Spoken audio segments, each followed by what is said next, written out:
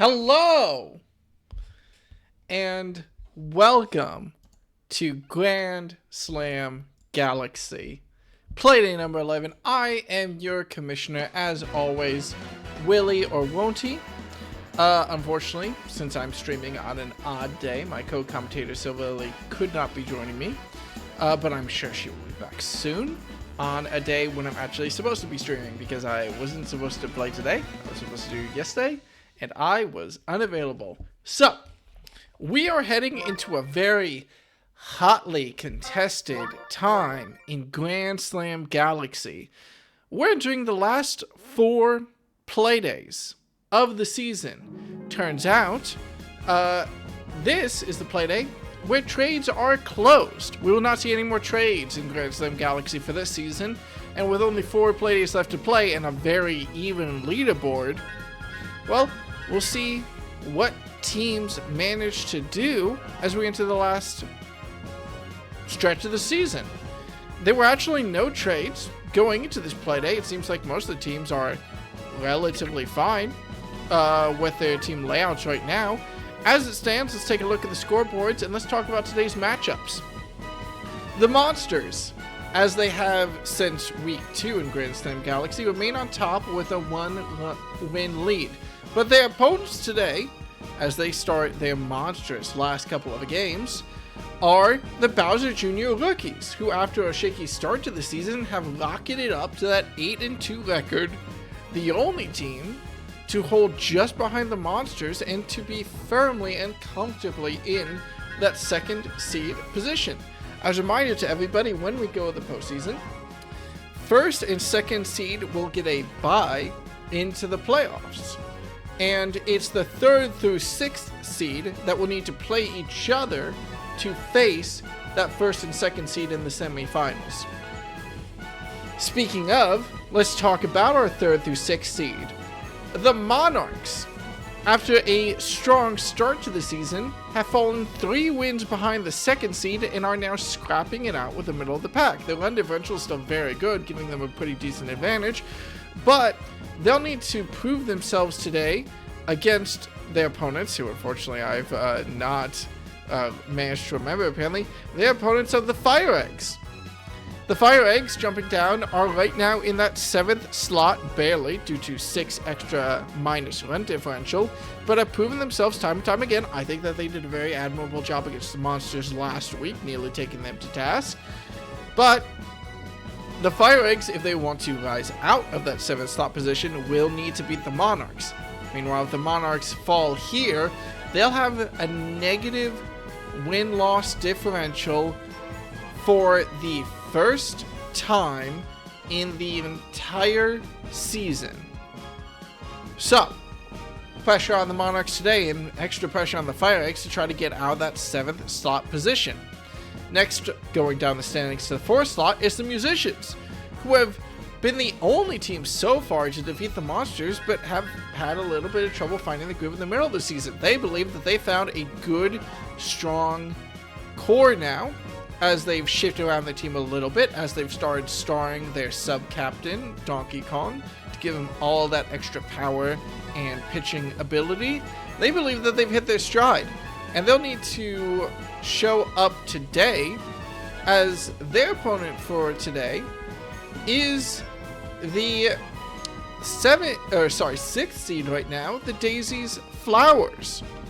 Daisy's Flowers have been, ever since the start of the season, a defensive powerhouse, and they'll have to show that ability against the Musicians, who are known to be a very powerful team. And I believe that with the extra star power given to Donkey Kong, can only prove themselves to be ever more powerful. Those of you who are able to count, keep track, or pay attention will note that our last matchup of the day is between our 5th and 8th seed, the Spitballs versus the Bows. If the Bows want to make playoffs, they have to win out. Almost absolutely, unless someone in this league gets slammed with record-breaking games. If the Bows lose today, they will be the first team completely knocked out of playoff contention. So if they want to battle back to that 6th seed. They need to not just beat the Spitballs, but sweep the series. We'll see where those storylines play out as we get into our first game of the day. Our first game will actually be the Flowers on home field advantage going to Yoshi Park against the Musicians, the defensive team of the Flowers versus the offensive team of the Musicians. So let's see how the players are doing in warm-ups and get into today's first game. Now, taking down the standings. Both teams, I think, have had so much potential and have just been finding this season how to live up to it. No DK, let him die. Both teams of the Musicians and the Flowers have been hyped up over and over again throughout this season, and now or never have to prove it. With only 4 Playdays left, every single game matters, especially for these teams who have an even or losing record. A loss here could be devastating, and a win here doesn't even secure you playoff position, it just gives them better standings. Going through the batting orders, I don't believe you'll notice any changes from last Playday. In terms of batting orders for the Musicians, Tato will, as always, hold that 1 slot. Then we have Funky Kong, Tiny Kong, Donkey Kong, Dixie Kong, that Kong core leading up the front of their batting order. Finally, in the 6th slot, the captain, Hatsune Miku, will try to keep her team strong going into the last bits, as Toadjima, PT, the purple toad, Yellow Pianta, and Light Blue Yoshi lead up the back of this offense for the Musicians. Meanwhile, on the Flowers, they start strong with their captain. They start off their batting order with Daisy, co-captain Luigi, sub-captain Luigi, I think is the term I've been using, Blue Critter, Tyler 1, Blue Pianta, Soda Poppin', Blue Yoshi, Baby Daisy, and Pink Yoshi. Now, I've said before, my biggest worry about the Flowers is who on this team steps up and knocks the ball out of the park. We've seen Yoshi Park been a very offensively focused field in the past, and the problem with the Flowers is that if Daisy doesn't hit home run dingers, if Blue Pianta doesn't have a good game, or if, God forbid, Tyler 1 and Soda Popping aren't able to do much, offense has been the Flowers' #1 problem. Meanwhile, on the Musicians, it's a question not just of pretty solid defensive consistency with the outfield, but who on their team also can step up if Donkey Kong doesn't perform. Funky Kong has had many great games. Toadjima has proven to be very clutch ever since he was traded onto this team from the Spitballs. So we'll see. It's a question of, with advantage, I think, to the Musicians, which team can perform on this field. Will the Flowers find their offensive rhythm and be able to knock it out of the park and use their strong defensive core to shut the Musicians down? Or will the Musicians keep up their stride from last game, keep up all their offensive potential, and will Donkey Kong lead his team to a home run derby style victory? We are going to find out right now, as the Flowers versus the Wilds start us off. Ladies and gentlemen, welcome to the final Playdays of the season, and welcome to Game 1 of Playday 11, as Grand Slam Galaxy starts right now. Should probably post the schedule for people in our Discord just to remind us. Games start.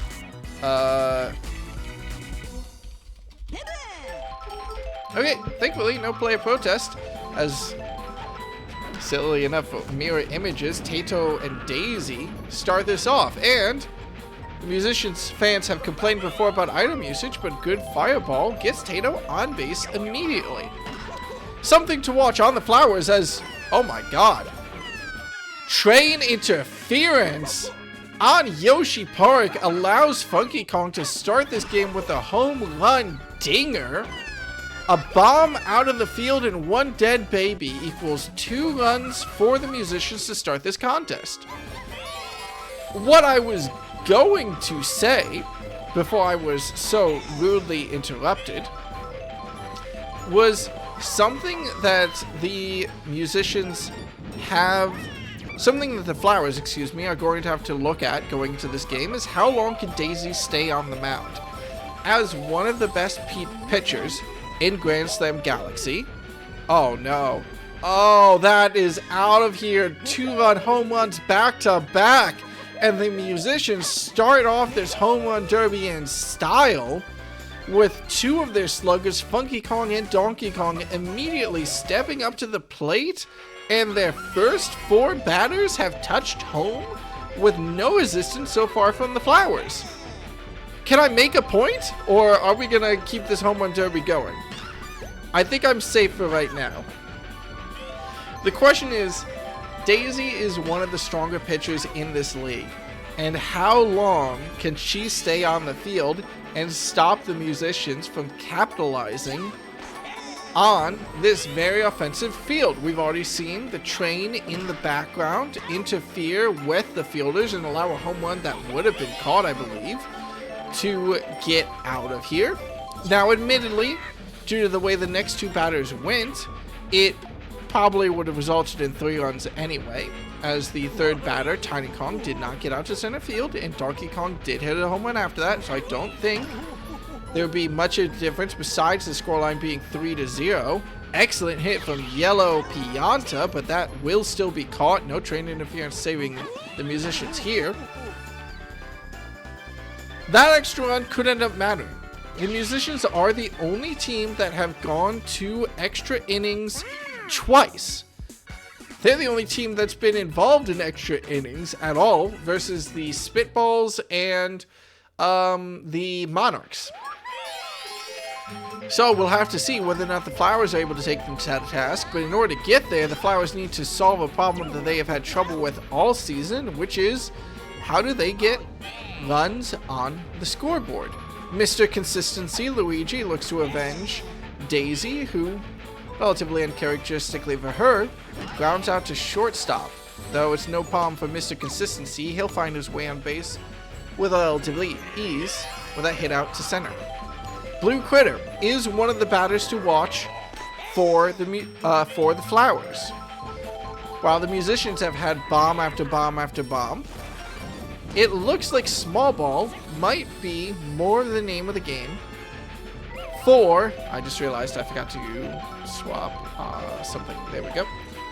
Small Ball might be the name of the game for the Flowers. Now that does lead to more possible problems if their players are caught out, but a good hit to the outfield, a little bit of interference from the train might work. It does work in the Flowers' favor as Mr. Consistency will be caught out running home. That ball bouncing off the train, I think, helped Dixie Kong. Maybe, it's debatable. Bring that ball home sooner, and Luigi, with a bad base running decision, is caught out. Now 2 outs on the Flowers. They do have runs in the corners, so Blue Critter could easily be brought home if Blue Pianta is able to live up to the legacy that Yellow Pianta has raised for him, but instead a green shell misses light blue Yoshi by inches, and it's 0 for the Flowers in their first attempt. Admirable, I think, batting, and I'm hoping for the Flowers that we'll see a significant slowdown in musicians' offensive potential. Not looking like that's going to be the case, though, as Baby Daisy can't catch a nap. She's toasted by Light Blue Yoshi and went back to the top of the batting order. Pressure on the Flowers to try to get a double play here to clear the bases before home run hitter Funky Kong comes back in. But no, Tato knocks it out beautifully, and Baby Yoshi and Blue Yoshi field it in a very standard way, leading to a runner on second and runner on third. A good hit from Funky Kong here could ice this. Now, thankfully, it looks like trainer interference won't come into play if he charges on this one, but very smart star pitch from Daisy. Funky Kong takes the bait, I'm not sure why that doesn't count as an infield fly, to be honest. But the star pitch from Daisy gets her safely through one of the sluggers. Now, as she starts to tire very early, she has to get through Tiny Kong, who with a well-placed ball is able to bring in Light Blue Yoshi home for the 5th run. And as Donkey Kong steps to the plate, a very early end to Daisy's pitching for this game, as Mr. Consistency comes up to try to get the Flowers out of this hole. Forces a strike and a ball, but one down the middle. Donkey Kong can't get all of it, and the double play means that they managed to escape the inning without additional damage.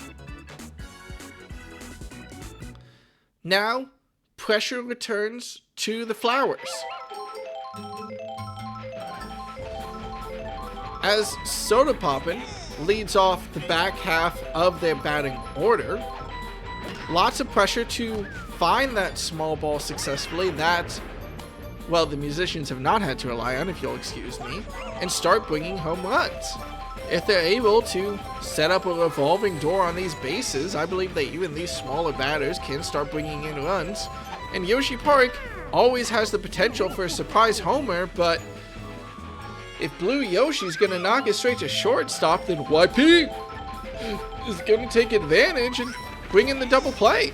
It'll have to be a 2-out rally from the Flowers if they want to get anything going in this game. And a weak hit from Daisy is bobbled, but YP cleans it up.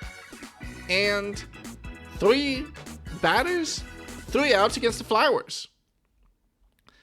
Their only advantage coming into this now is that the musicians are entering a weaker part of the batting order. Hope for Luigi to knock out 3 batters quickly, but definitely a worrying position. Fun fact, 5 has been the magic number for the Flowers so many times.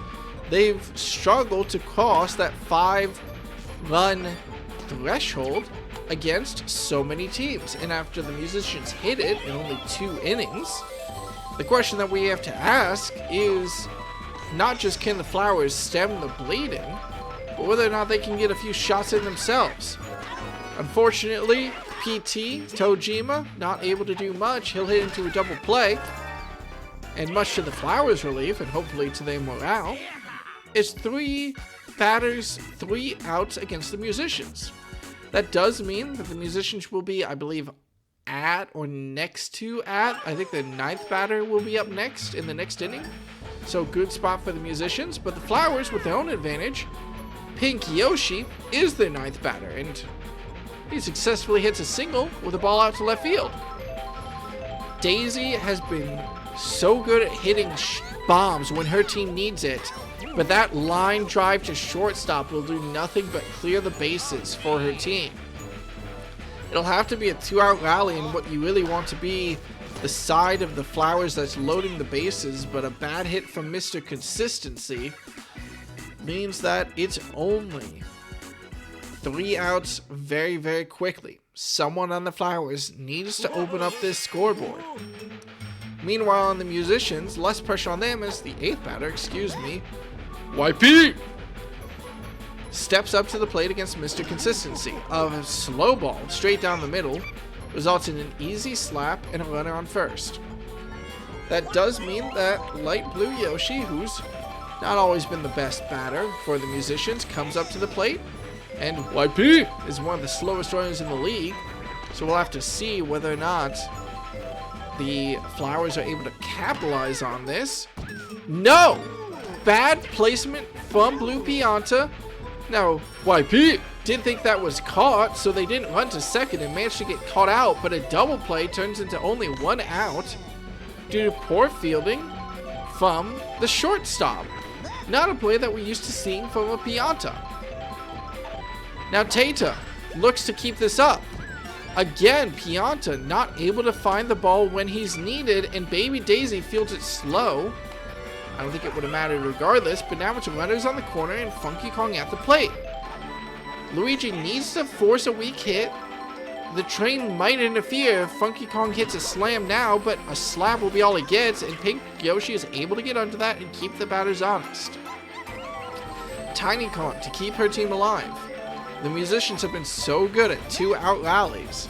But can Tiny Kong avoid this infield? No. Doesn't even need to throw it. Blue Pianta simply catches Tiny Kong's ball, and it's another 0-out inning for the musicians. Still though, while the Flowers are entering a very dangerous part of their batting order, they're entering it without any runners on base. Any damage caused by their sluggers will be absolutely minimized. Blue Critter looks to start it off, but that high ball will go foul. He'll have to hit it a little bit more fair than that. And he does just that, knocking this out into left field. I think the train just barely interferes. Dixie Kong not able to get there in time. And the slow homer from Blue Critter will open up the scoreboard for the Flowers. I'm sorry, is the game a little bit quiet? The game's fine.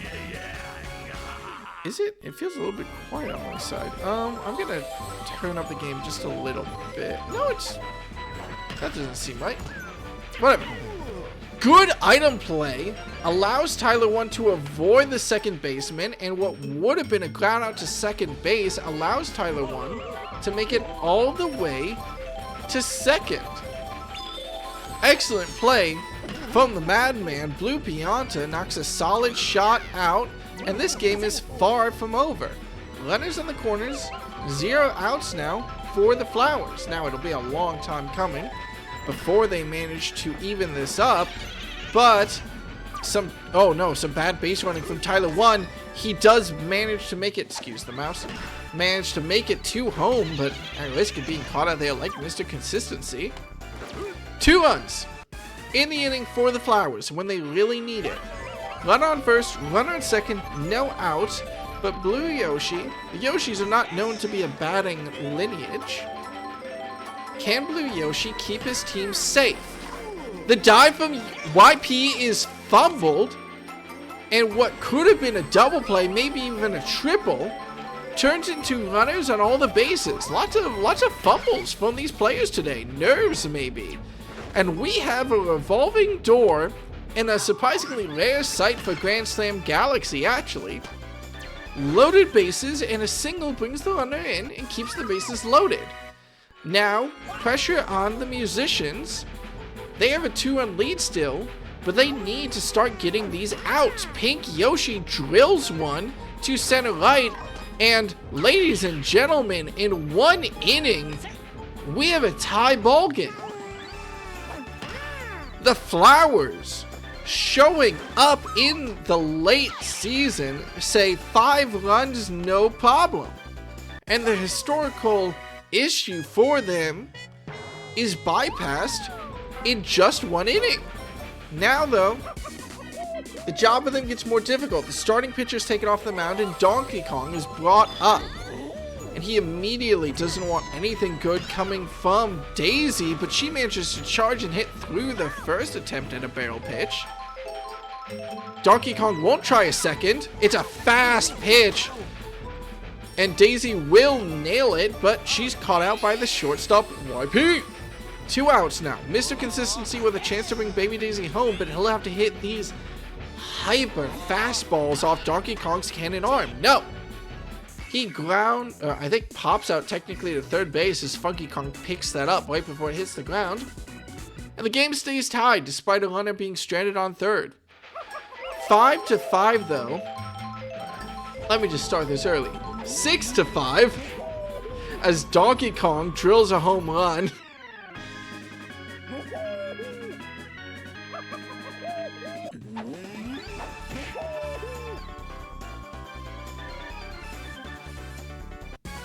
He's him.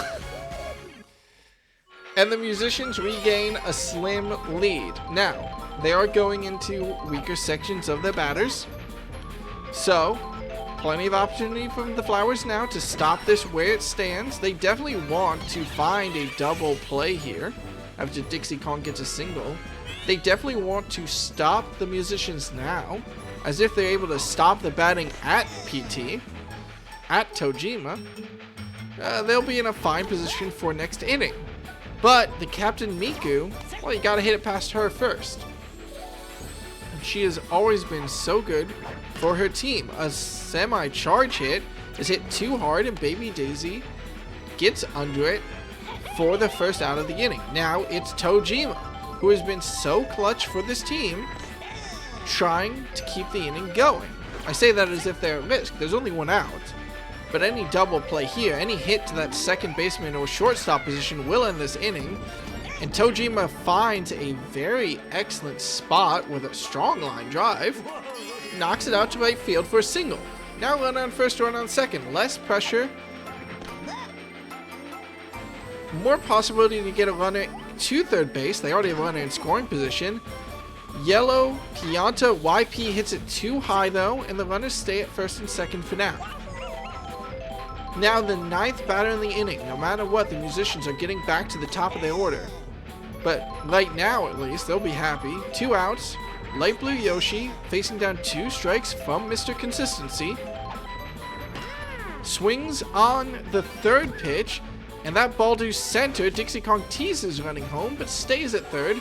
And we have bases loaded as the sub-captain, Tato, steps to the plate.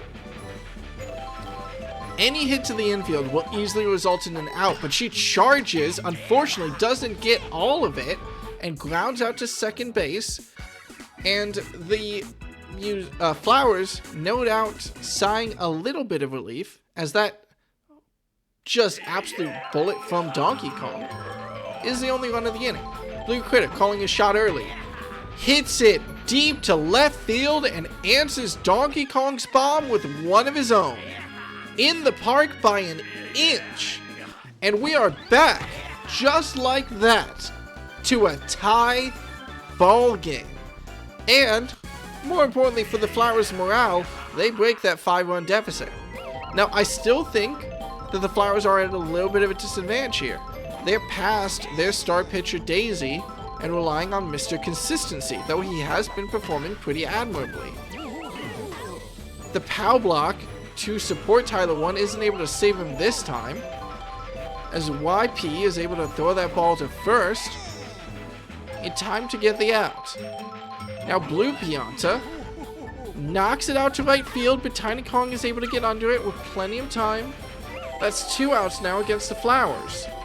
Soda poppin'. At this point, the goal is probably just to try to get as deep into the batting order as they can to set up for next inning.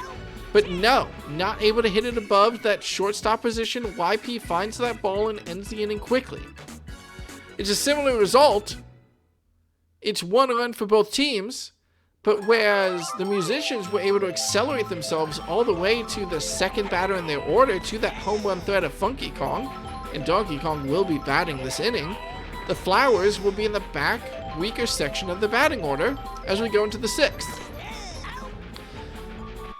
But Funky Kong doesn't swing on a tricky curveball from Luigi, and Mr. Consistency nails the strikeout. Tiny Kong, maybe a little bit pressured by that, swings on the first pitch and knocks it straight to the Pianta at shortstop. Which Pianta am I talking about? Pay attention. Just because they're both at shortstop doesn't mean they're the same player.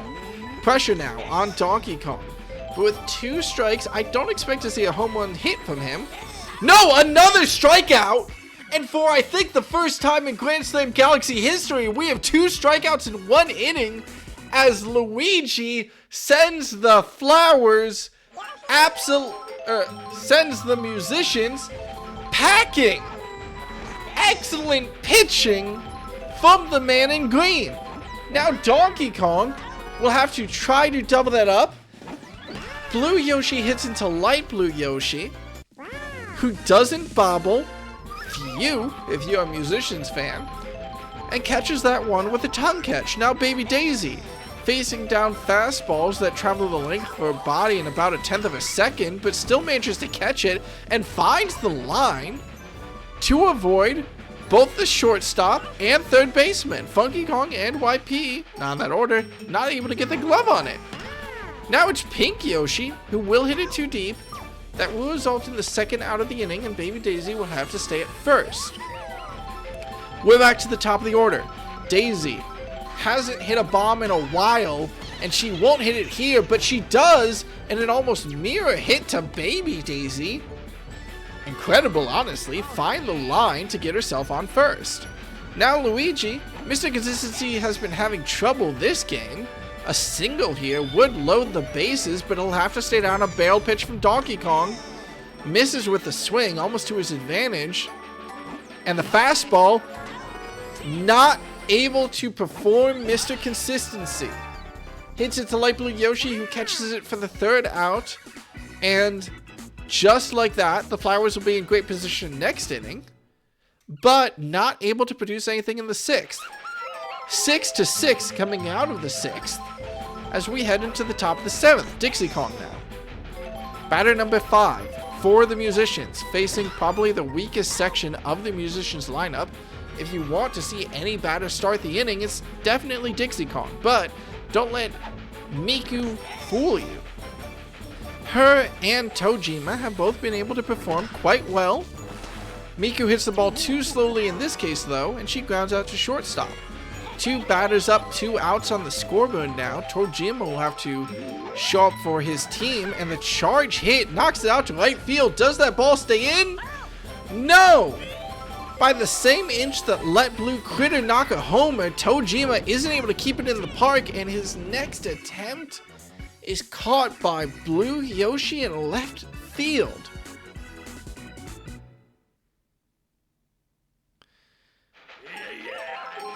No runs for the Musicians.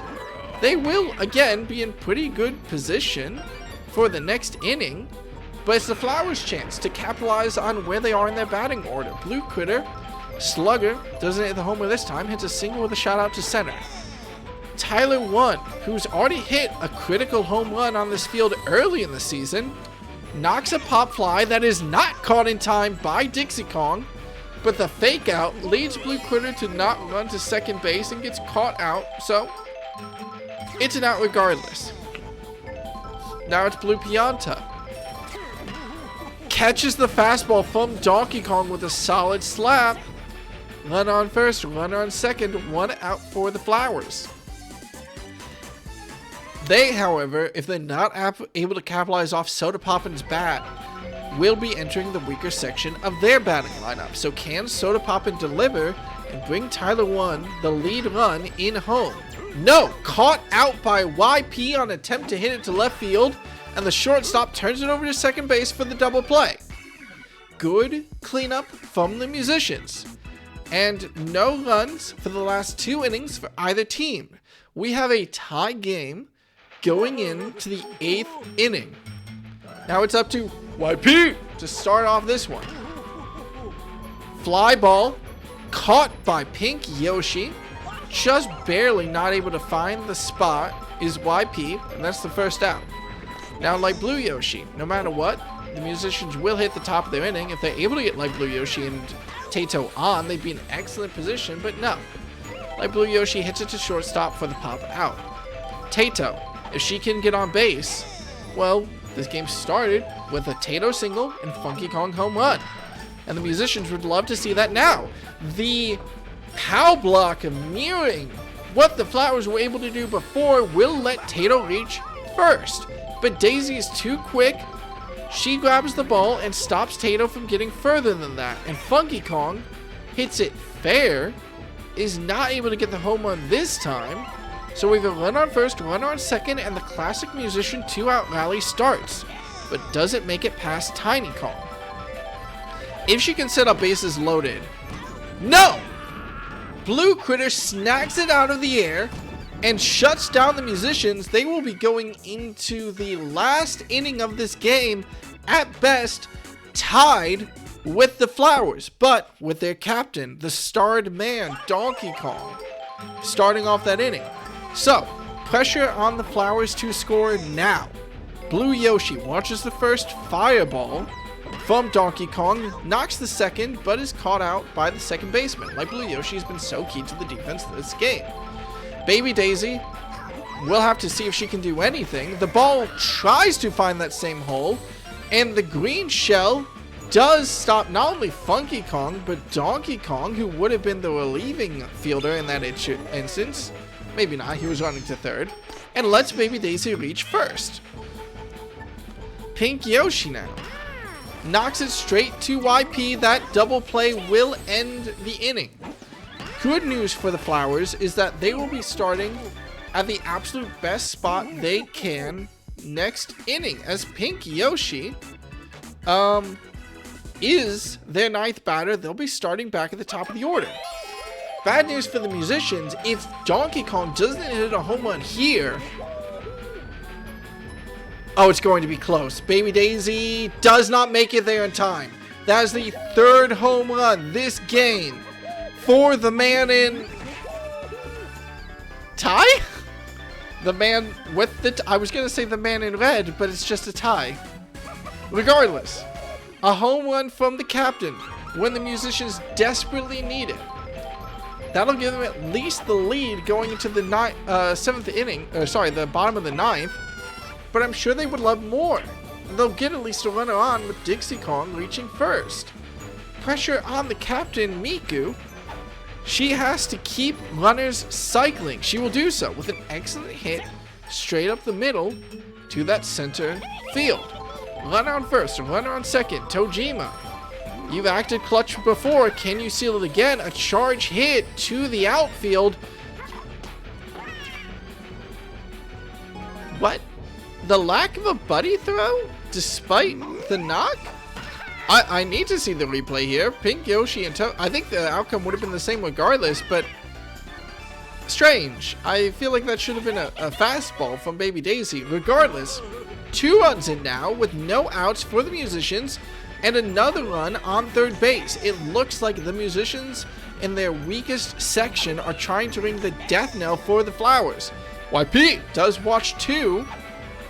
The 3rd is straight down the middle though, but Blue Pianta comes up big when he's needed, throws that ball to first, and where they fumbled the plays beforehand, get the double play in the top of the 9th, and cut down a runner for the Musicians. The Musicians still have a runner on 3rd though.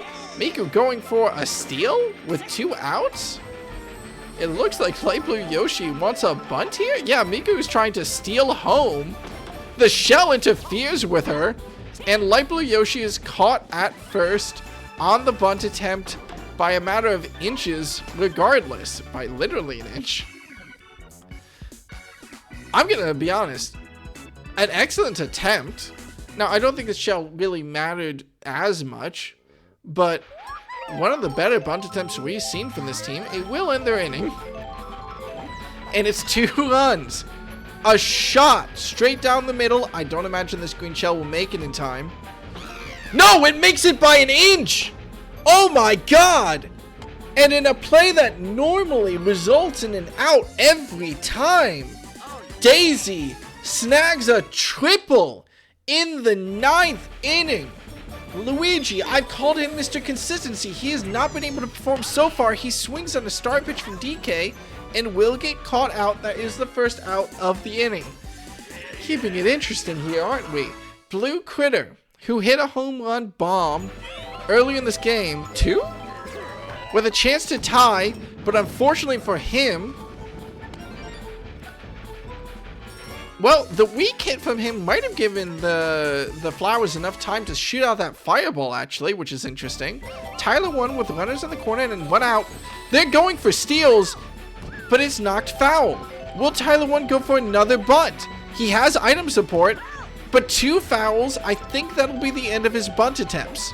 Runners on the corner. Tyler 1 forced a slap, and it dodges Light Blue Yoshi by an inch. This is a 1-run game with only 1 out. A chance from the Flowers. Blue Pianta, who has not hit very well so far this game. Any hit that brings that runner on second home is enough. The shell interferes with both Tyler 1 and Light Blue Yoshi, and YP does not wait for Light Blue Yoshi to be up, resulting in bases loaded. Last inning, 1 out, soda poppin' at the mound. Donkey Kong starting to tire. Can the Flowers snag this game? No! No, the double play! The second baseman, Light Blue Yoshi, throws it home, and in a agonizingly slow play, the double is turned, and the musicians, by 1 run, manage to finish this game on top and avoid a 3rd overtime game this season for this franchise. Oh my. The end of Grand Slam Galaxy Season 1 is going to be a firestorm from here on out.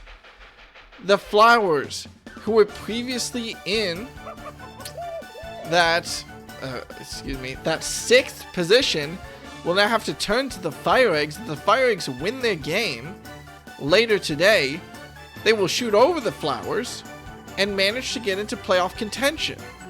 This will mean that the Flowers, their record will fall to 4-7, and the Musicians will reach over 500 again with a 6-5 record.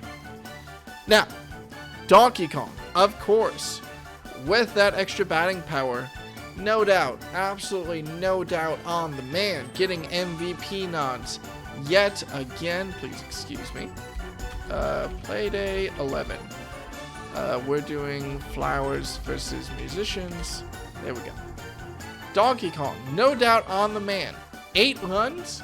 Well, 4 of those were off his bat. Really keeping his team in this game.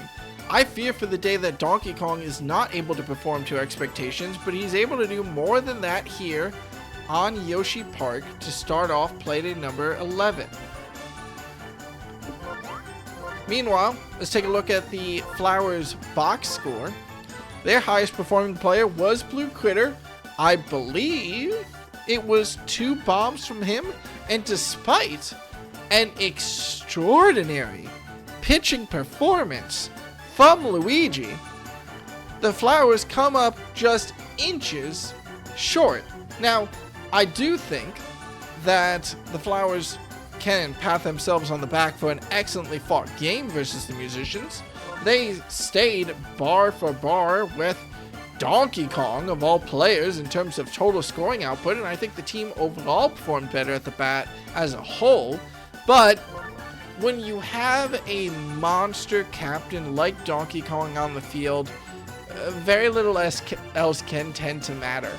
And while 8 runs is not a lot in the grand scheme of things, it's not a blow-away game, it's enough by an inch to make sure the Musicians capture a very crucial win and head into the last 3 Playdays with a lead. And we're going to start off Playday number 11 with a barn burner labeled match. Oh my god, 1 run was all that stood in their way. I'm sorry, would there like to be any comment from the Musicians captain about the circus that they just saw? No? Oh, I'm sure not. Regardless, it's time now, as it's 9:22 at night, to head into our second game of the evening. We're going to see a very, very important game. This is the last hurrah of the Bows.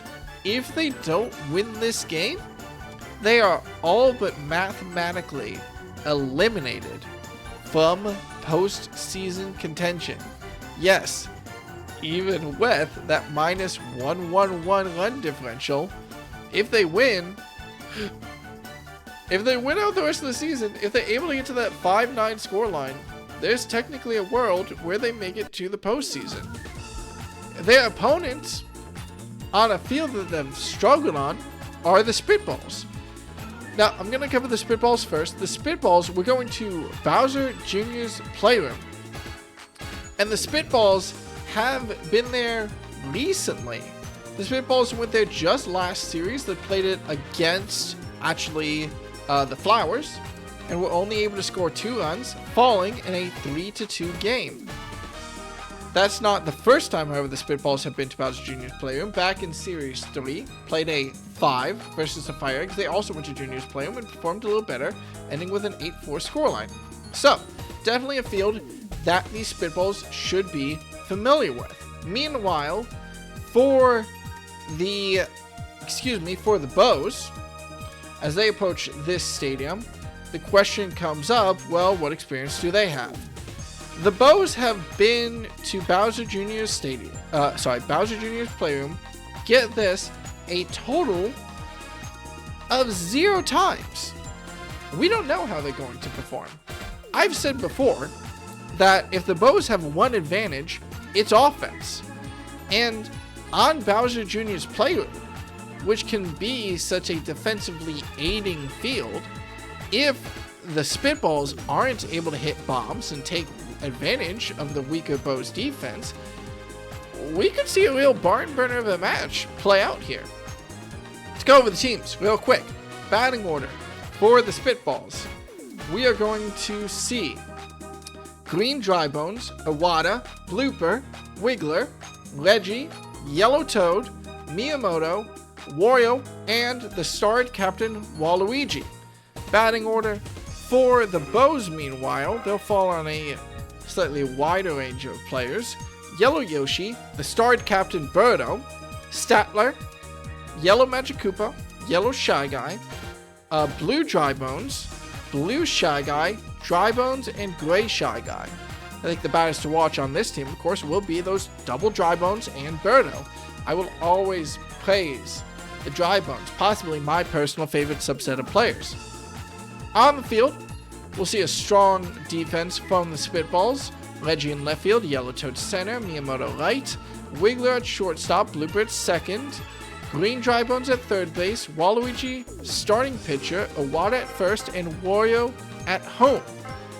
That'll mean that the Spitballs will have their starred player starting pitching, and the co-captain ready to take over later in the game from that catcher position. Meanwhile, on the Bows side, we'll see an outfield, Blue Drybones, Gray Shy Guy, Statler. Infield, shortstop of Drybones, second base is Birdo, Blue Shy Guy at first, Yellow Yoshi in the catcher position, Yellow Magic Koopa at third, and Yellow Shy Guy starting off as their pitcher.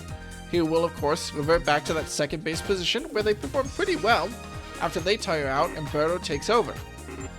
Can the Bows take advantage of the field and start their march to the playoffs? It'll be a grueling 4 wins in a row needed for them after they've only been able to capture 1 so far this season. We'll find out whether or not they're able to kick that off against the Spitballs right now as we start Game 2 of Playday 11 of Grand Slam Galaxy. I'd read that AU. Which AU? I think that if I had to pick any stadium for the Bows, I would pick this one. It's a great stadium for them to play on. As a team that has struggled defensively, I think this is easily the most defensively sided stadium besides maybe, while it's not defensively sided, I think Peach's Ice Garden would actually be a great pick for this team with the super deep outfield. Regardless, right now, first batter denied out, and second batter Iwata tries to hit it out of here, but is denied by the high walls. Whew! Early save by the field if you're a Bows fan, but it still allows Iwata to hit a double. Now it's Blooper who will seek to bring that batter home and start the scoreboard early. Star pitch from Yellow Shy Guy isn't able to deny much, but Birdo will lock that down. Trying to think of a verb that isn't sucking. Vacuuming that ball in for the catch. Wiggler, while Mr. Consistency Luigi has not been able to perform much, but Worm Consistency knocks a deep, strong hit to the outfield. Can the green shell interfere in time? No. Blue Drybones makes the catch. I wonder if the size of the field affects how good the players are at using those items, or if it's related to how low the ball is.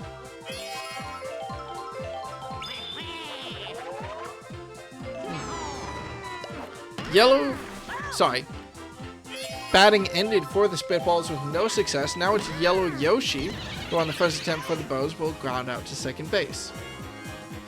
I do that AU where the Bows win the rest of the games, reversing propulsion.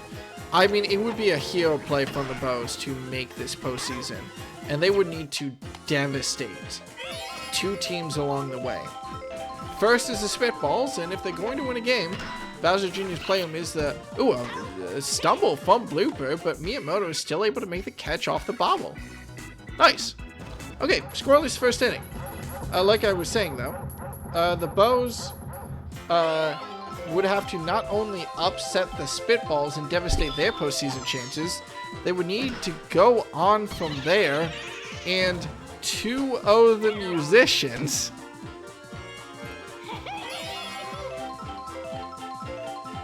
Anything is possible in Grand Slam Galaxy. I'm just gonna say, anything is possible. Yellow Toad with a laser out, as him and Reggie, off 2 good hits, managed to make the corners.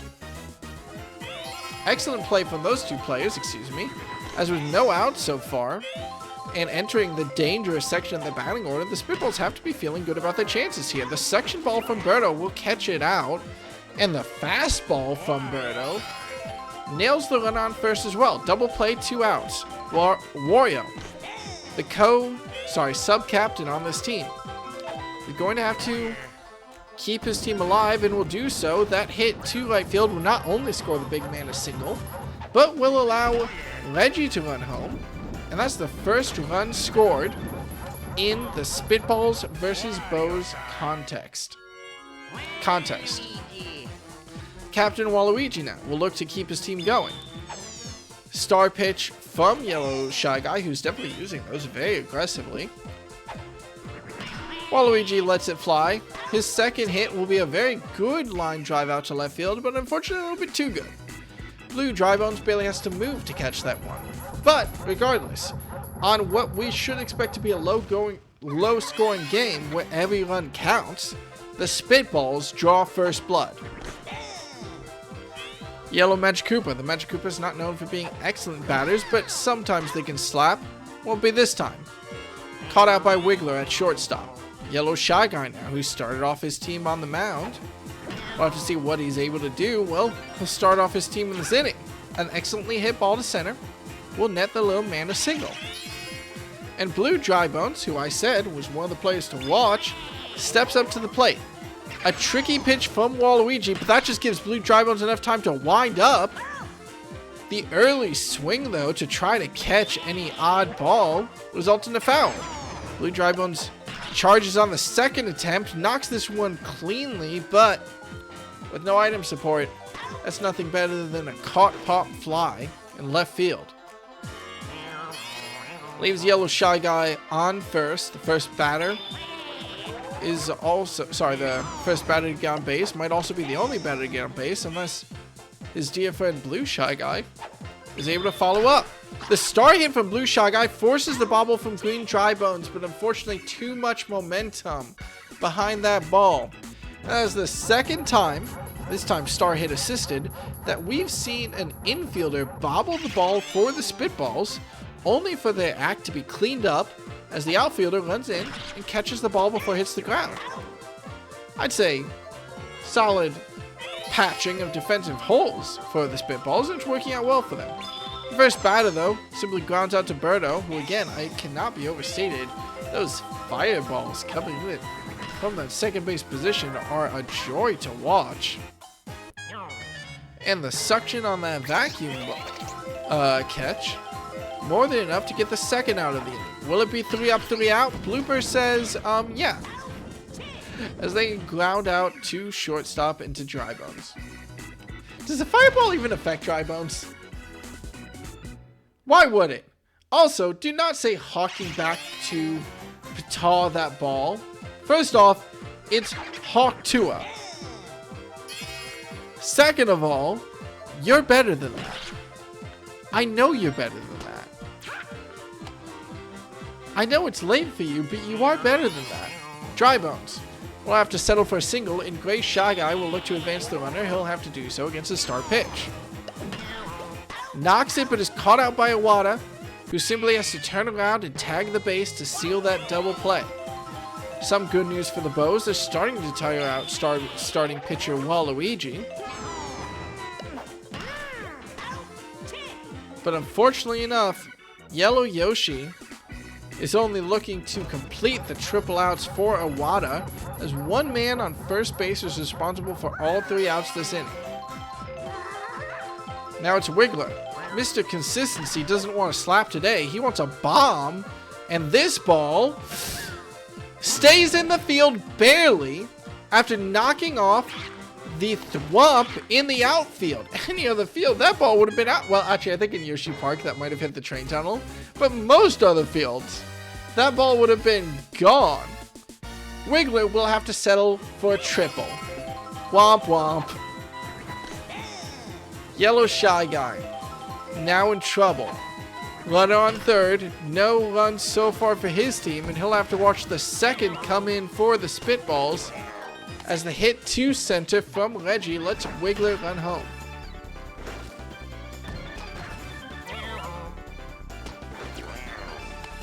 Also, I'm most certainly not better than that. I just say shit sometimes and it's funny. God, they say like attracts like, then what are we? Or they say opposites attract, then what are we? Like attract likes is another saying. Why are they both sayings? It's because people just want to say whatever makes them feel better about the relationship they're in. Something that I will also do. Fuck you. Gray Shy Guy able to make the catch in the outfield on this bomb.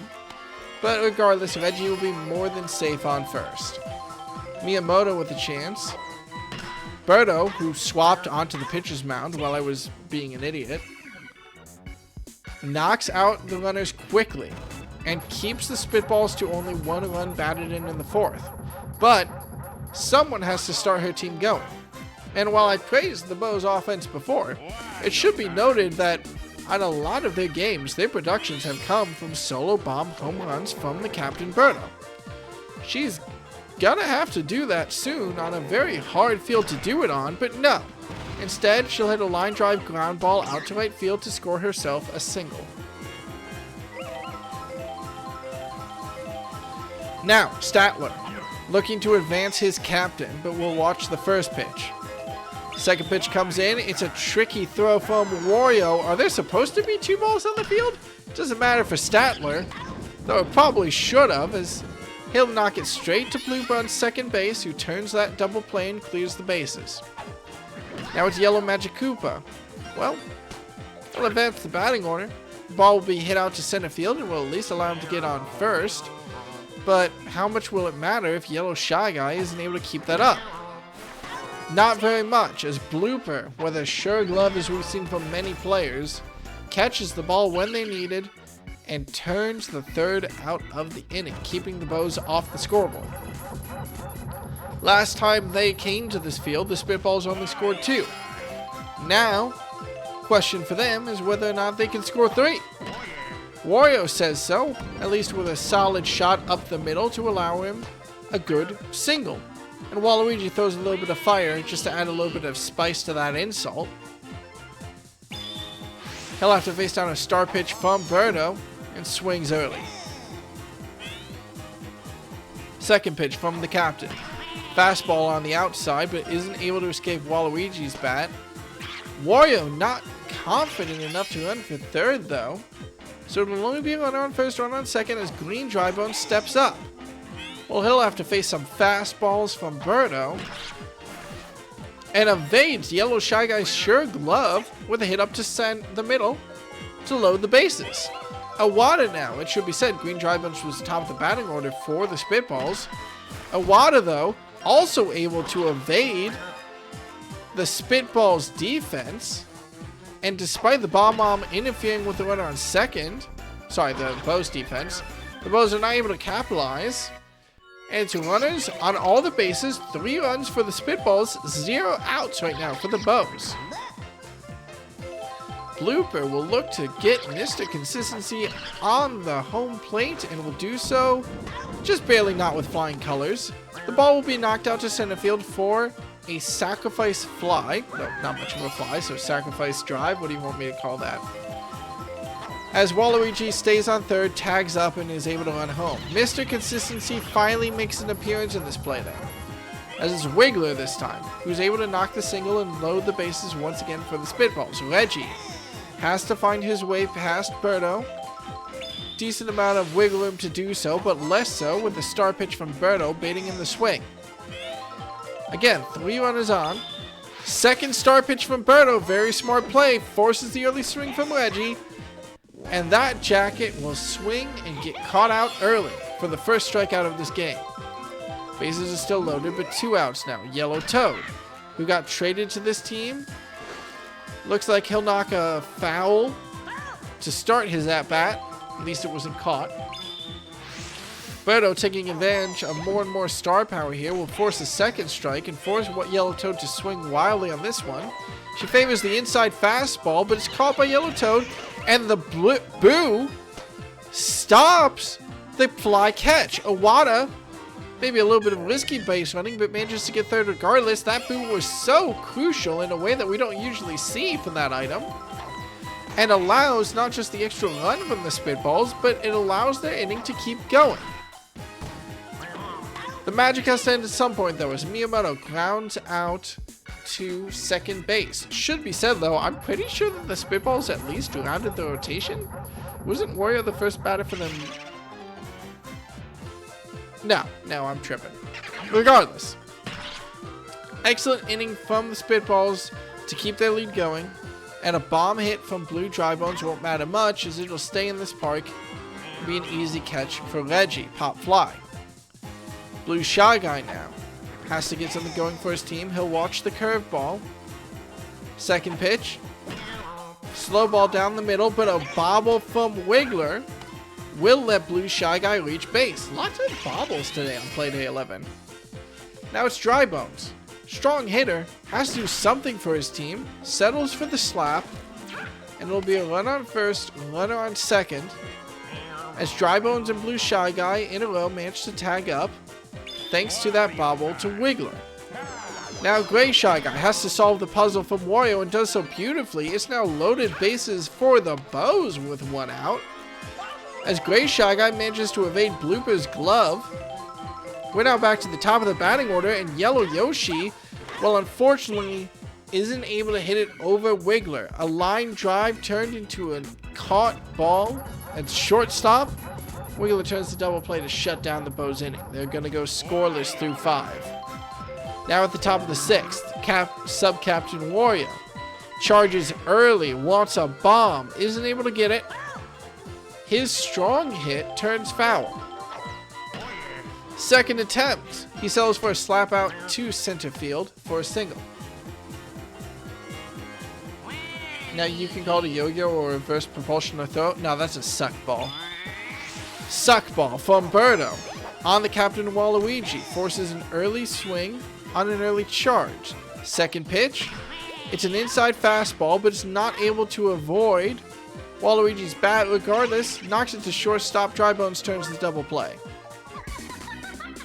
Finally, the third pitcher now for the Bows comes up, Yellow Magic Koopa. Who's a fine pitcher, but just doesn't have the stamina to perform as soon as they start to face trouble. That'll allow Green Drybones to elate trees first. There's 2 outs, so Yellow Magic Koopa does not need much to end this inning. Iwata, though, able to evade the fielders with that slow ball up to center field. Run on first, run on second. Yellow Magic Koopa needs an out now. The curveball tried to scratch the outside of the plate, but doesn't leave a mark. That's a deep slider, but no. Instead, Blooper with a solid hit out to left field barely evades Blue Drybones, and the good attempt to catch Iwata out at third base fails. That's another run for the Spitballs and runners on the corners. 2 outs turns to disaster, as now with Mr. Consistency up to the plate, slap, no. 2 strikes. Will we see a star pitch from Yellow Magic Koopa? No, we will see that classic deep slider, but it's not enough. Wiggler hits it deep, and it goes foul by a nanometer. I was convinced that was going to be fair play, but no. Forced to settle for the single. Not bad compensation, though, as it drives in run number 7 for the Spitballs. The Bows' postseason appearance looks near impossible now. Top of the 6th continues and ends. Reggie grounds out to the second base guy. 2 more runs for the Spitballs, and unfortunately, while it might be low compensation on many other fields against many other teams, but Bowser Jr.'s playroom, 7 runs in the 6th inning is a pretty excellent performance. Birdo responds for her team with just a single. Statler, responsibility now. They'll watch a relatively slow fastball down the middle. Waluigi, another slow one. The Boo stops the players from fielding the ball and lets Statler at least nab a single from the jaws of nothing. Good item support. Run out first, runner on second, no outs. Yellow Magic Koopa tries to hit it deep, does hit it deep. This one will stay in the park though, and Yellow Toad easily catches it. It does allow Birdo, after tagging back up on second, to advance to third. But it's a sacrifice fly for 1 base, as that's all that the Bows get. Yellow Shy Guy, meanwhile, knocks it straight to second baseman. And that squid turns the double play over with Wiggler to stop the Bows from bringing the runner home and opening up the scoreboard this game. We're going to the last third of the game. The Bows running out of pitchers, and the Spitballs with a 7-run lead. Mercy a little bit for the Bows, as Dry Bones does catch what could have been a shallow hit to left from Yellow Toad. First out of the inning. Miyamoto now. His turn against Magic Koopa. He'll just watch the first ball fly slowly over the center of the plate. Intimidation plays from both these players, but it'll turn in favor of Magic Koopa, as the slow hit from Miyamoto isn't able to avoid Yellow Shy Guy's glove and ground out to second base. Yellow Magic Koopa kept on despite being tired, needs this third out, and the bobble from Statler. What a line drive from Wario to force Statler to fall over from the power. Didn't expect that.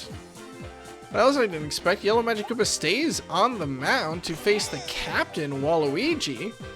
And with a runner in scoring position, the Spitballs have an excellent chance to advance their lead. And wait, do so. Wario runs home off that hit to center left from Waluigi. And finally, the pitcher will be pulled. Ladies and gentlemen, welcome to the Bows pitching rotation. Dry Bones taking off that shortstop position. Waluigi going for a steal. Manages to successfully nab a base in a very rarely seen play in Grand Slam Galaxy. Dry Bones, though, seems to just want icing on the cake. Finally, in this game, we have a home run from Green Dry Bones, and the first home run of this game, as those high walls could not protect the Bows forever. An excellently aimed shot turns the Spitballs' score and lead to double digits. Now Iwata. Should be noted also, Spitballs back to the top of their order. Iwata, clean bases but 2 outs, not able to get his way through a fastball from Dry Bones. That'll end the inning at least. With 2 innings left, the Bows face a 10-run deficit. Should be pointed out, the only home run this game was from a Dry Bones. And Blue Dry Bones looks to keep that going, but there is field support. Yellow Toad and Miyamoto will catch that ball. I think from the looks of it, this was going to stay in the park. Would have bounced off the back wall. It's close.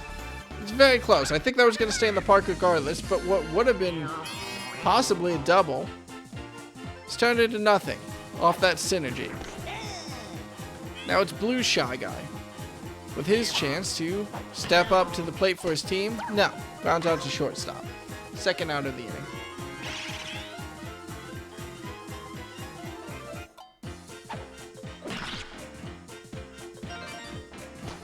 I'm turning my head away from chat as Dry Bones. Maybe he should take over the title of Mr. Consistency. Knocks a single. He's performed very well so far this game. And the star hit from Shy Guy lets him avoid grounding out to second and get a single of his own. Yellow Yoshi, there's 2 outs on the board. If he can set up with a single for Birdo, who's next in the rotation, not able to do so though. That hit out to center field far too quick for item support to help. And the 3rd out, yet again when the Bows really don't need it, stops their momentum cold. And the Spitballs get to come back up to the plate. Although I'm sure that Blooper wishes he hadn't, as his attempt as the first bat of the inning is caught out quickly by Yellow Magic Cooper. Wiggler now. Mr. Consistency wants no slap hits today, and despite that consistent slap bat, we see Wiggler charge up more and more and more than we usually do. Clean slap for him will get him a single. He's an excellent slap hitter. But we've seen him keep charging against the Bows, perhaps trying to take advantage. The power block will flatten the entire field and just result in an out at second, but it will allow Reggie to safely reach first in what otherwise might have very well been a double play. Yellow Toad will knock it out to center field for a single of his own, and a runner on scoring position with 2 outs will single. Hey, Bows management, take Dry Bones off the mound, get Blue Dry Bones in. Fair play. Left fielder comes in to pitch, and pitcher's blessing in a way that we haven't really seen much Grand Slam Galaxy. The batter from the Spitballs knocks it straight into center field for a nice easy catch, and is 0 for the Spitballs for the first time since inning number 3. Bottom of the 8th though will not start well for the Bows as Birdo grounds out to shortstop. Statler now, one of my favorite players for obvious reasons I think. He'll fall victim to that star pitch from Wario. Excellent from the man in yellowish purple. Unfortunately for him though, the shell is not in time to save him. And Blooper quickly turns the ball to first base for a ground out at second. Yellow Magic Cooper though, experience proves vital here as a soft hit to left field flies over the head of Wiggler and lets the old man get a single. Now it's Yellow Shy Guy, the starting pitcher, who hits a bomb out to left field and evades the thwomp barrier, threads the needle. It won't be a scoreless game for the Bows as a beautiful shot from the Shy Guy scores 2. Yellow and purple and Wario. Still, what a play from Yellow Shy Guy. I don't know if it'll matter. With 2 outs, Blue Dry Bones does a pop fly out to right field and the inning ends. So that's 2 runs for the Bows. 3 tends to be what they end a lot of games with. It seems to be their magic number. To get there first though, they'll have to shut down the Spitballs or fall victim to the Spitballs. It depends. Wario has his intention on which way it's going to be. He watches a ball, watches a strike. 3rd pitch coming in from Blue Dry Bones. Down the middle, Wario takes advantage, but isn't able to aim it. Falls prey to Yellow Magic Cooper's glove at shortstop. Now Blue Dry Bones tries another pitch down the middle, but Waluigi, unlike Wario, was able to aim it a lot cleaner. That deep hit to right field will let the captain score a double and get into scoring position. Hero, Green Dry Bones, knocks it out to right field on the slap. He'll settle for a fair play ball for a single, and advancing Waluigi to scoring to 3rd. Means that Blue Dry Bones will have to deal with runners in the corners. He faces down Iwata. 2nd pitch, Iwata charges, but isn't able to evade problems. The power block cleans up the mess though, and what would have been a double play to end the inning keeps it to an out at second and lets the runner run home. Meanwhile though, Blooper not able to avoid Yellow Magic Cooper in that key shortstop position, and the inning ends with 1 more on the Spitball scorecard. Still, it's 11-2. the Bows would need a 9-run inning on one of the hardest fields in the game. And they have it start off great. Blue Shy Guy knocks it to second base, and Bloop is more than happy with that catch and the potential to end the game. Dry Bones now charges, but watches the first pitch. Second pitch, again down the middle. Unfortunately, too much juice on that ball will net Dry Bones as out by the center fielder Yellow Toad. Now it's up to Gray Shy Guy. Can he hit this ball and keep his team going? Hey, the drilled start pitch to third base, bouncing off the glove of Dry Bones. Shy Guy takes, almost a little bit too greedy, letting for third, but settles for the double. Can the Bows reach 3 runs? Yellow Yoshi is the batter to say whether to say so. Scoring position on second, the start hit whiffs, and the slider attempt gives Yellow Yoshi the opportunity to make the run for first. The single. Runners on the quarter. Captain Birdo up to the plate. Charges. Snags it out to center field. And hey, the Bows have reached the magic number. 4. Let me double check. The Bows have scored 3 runs exactly in this season. Oh, wait. Okay. I don't even know how to commentate that. What just happened? No replay. Item. I wasn't looking. Bases loaded. Yellow Magic Koopa hits a bomb. And I salute the grand slam attempt, but it's caught by Reggie in left field. And for the first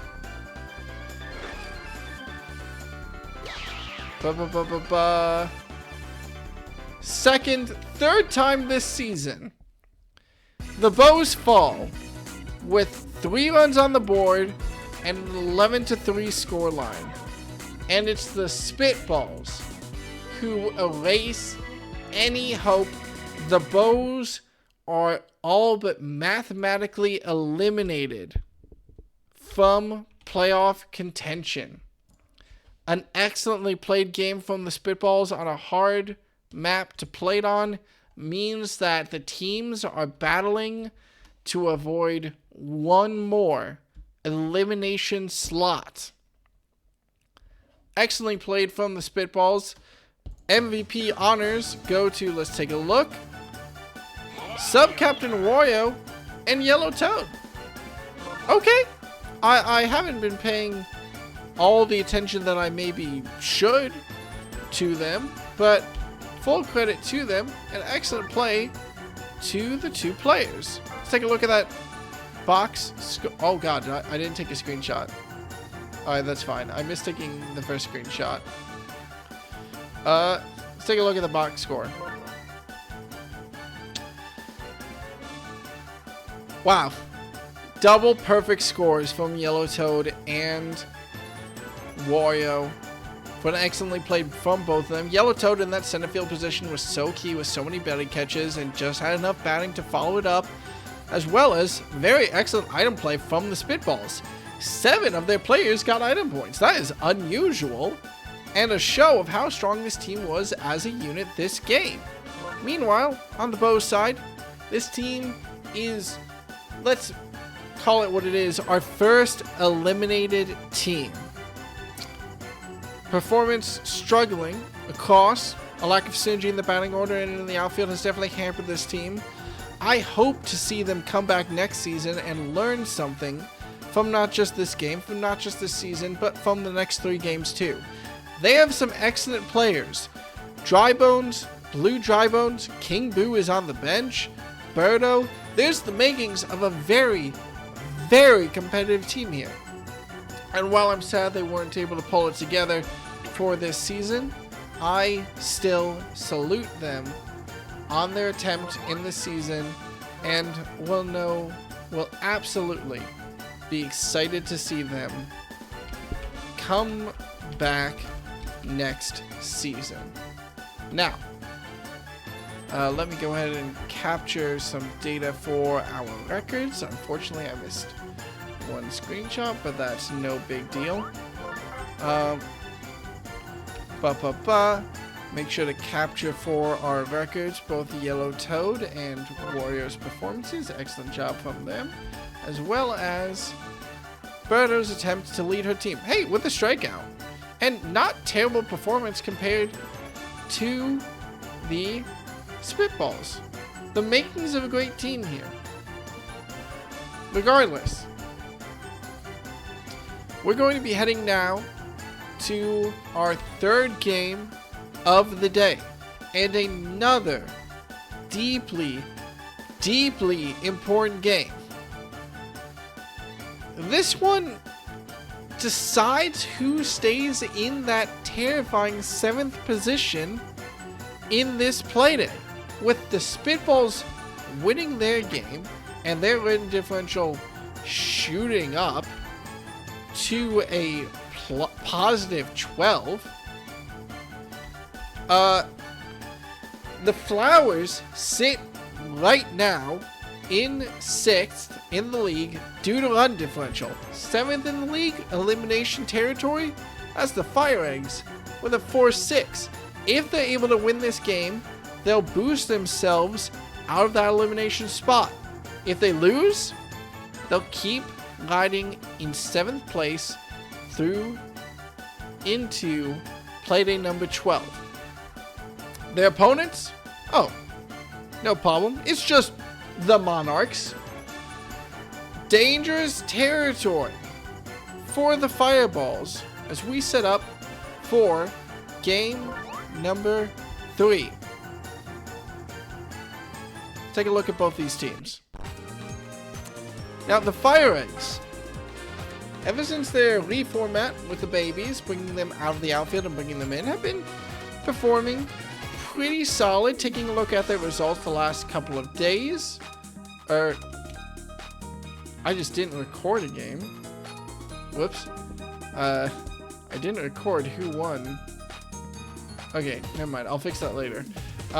Taking a look at the FireEggs over the last couple of series, they had a rough go last time. They were up against the Monsters, and despite a good effort on Peach's Ice Garden, fell 0-2 in that series, losing on both Mario Stadium and Peach's Ice Garden. Before that, though, the previous series against the Musicians, they won both games. So, no doubt that the FireEggs have potential to storm back. I just checked. The last... Wait. Okay, the last 3 series for the FireEggs, they lost both of the games Series 5, won both of the games Series 4, and lost both of the games Series 3. Shall we call it a swingy team? Well, they've been performing better and better and better ever since they brought those babies in from the outfield, so I'll be curious to see how they perform in this game. The Monarchs, I don't think have changed since Playday 1. I'm not sure they've changed their lineup. I don't think they've ever been involved in a trade. Confidence in their roster, as to be fair, the winners of the CPU Classic, maybe that confidence will be earned. A loss against the FireEggs this week would knock them down to a negative win-loss differential. Right now they're sitting at 500, 5 wins, 5 losses. So pressure on them, the pressure on this team who has been so standard throughout this season to perform. Take a look at the batting orders. FireEggs, very consistent, very scary batting order through the first half, and a little bit weaker in the second. Classic setup for them. Mario, Ash Ketchum, Baby DK, Pegasus, King K. Rool, Yoshi, Baby Luigi, Baby Mario, and the starred player Red Yoshi, allowing them to get synergy going back into the top of their order. It will be noted, they do lack synergy throughout a lot of their first 5 batters, but once you get past that, all the batters themselves are pretty solid hitters.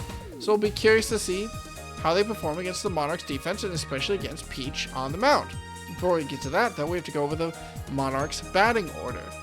PD Piranha, Boomerang Bro, Magic Koopa, Fire Bro, Dark Bones, Toadette, Blue Toad, Peach, and Toadsworth. I would say that the first 5 batters for the Monarchs are arguably the scariest 5 batters to face in a row in this league. PD Piranha, Boomerang Bro, Fire Bro, Dark Bones, and Magic Koopa. 4 absolute powerhouse sluggers. No, admittedly, Dark Bones I'm throwing up there because I like the bones. And PD Piranha can be a little bit swingy, but Fire Bro and Boomerang Bro tend to complement each other. Should one of them fall off, the other one more than steps up, and if they both have their bats run hot, well, it's an unstoppable offense. In the fields, for the Monarchs, Blue Toad in left field, Toadette center, Peach right field. Shortstop is Fire Bro. Second base is Boomerang Bro. Magic Koopa on third. First is PD Piranha. I should really go around instead of starting at shortstop, excuse me. Catcher Dark Bones, and their starting pitcher, their starred player, Toadsworth. Very strong pitcher, but tends to fall off early. Not a lot of trouble to him, though, as Peach, when she comes to the mound, as she so consistently has, is a devastatingly effective pitcher in this league. For the FireEggs, their infield, I'm going to start doing this properly. Baby Luigi at first, Yoshi at second, the captain, Baby Mario at shortstop, Baby DK at third, King K. Rool in the catcher position. Outfield, Ash Ketchum on left field, Red Yoshi in center field, starred for extra speed, I like that quite a lot, and Pegasus in right field. And their starting pitcher, ever since his breakout performance in the middle of the season, Mario, who's been very, very good when he's on. He's really sometimes had trouble, but as a starting pitcher, there are worse players to field. We're ready to start this game. The Monarchs versus the FireEggs. The FireEggs need this game to avoid the elimination slot for right now. The Monarchs need this game to not fall under 500 for, let me just make 100% sure, yes, the first time this season. Fun fact, the last time the Monarchs were at a 500 win-loss differential, actually it wasn't that long ago, it was at the end of Playday 6, never mind. Let's get this game started. FireEggs versus Monarchs starts right now as we head to Mario Stadium Night. Funnily enough, actually, it was, you're not looking wrongly here, the Monarchs who picked this place. The FireEggs love Mario Stadium, and despite knowing that, the Monarchs are the ones who picked Mario Stadium Night. I mean, fair play to them. I'll be excited to see it. So I make sure to update the score sheet, and Mario is, well, he makes sure to get knocked out. Let's see, musicians versus flowers. Oh god, it was 19-18, Jesus. Second batter, Ash Ketchum, has a little bit better luck for the FireEggs. Can they strike early? It's a little bit difficult against Toadsworth. He is a veteran pitcher, but a good line drive from Baby DK to the left field wall advances a runner to scoring position for Pegasus. And if the FireEggs aren't shut down here, King K. Rool will come onto the batter's box with plenty of runners to field. And a good solo from Pegasus loads the bases for King K. Rool. Hold. Toadsworth, a veteran, catches K. Rool looking at the first. Second pitch, it's a slow ball straight down the center. No grand slam for King K. Rool, not much of all, as the star pitch is caught by Toadette. Fair play to her strong glove to keep a hold on that ball. But despite being in excellent position, K. Rool is forced to settle with simply an RBI as he's caught out and the runner on third advances safely home. Now the captain Yoshi not able to escape that infield, caught out by Boomerang Bro, and the FireEggs from what was a terrifying position, well, they'll just have to settle for one.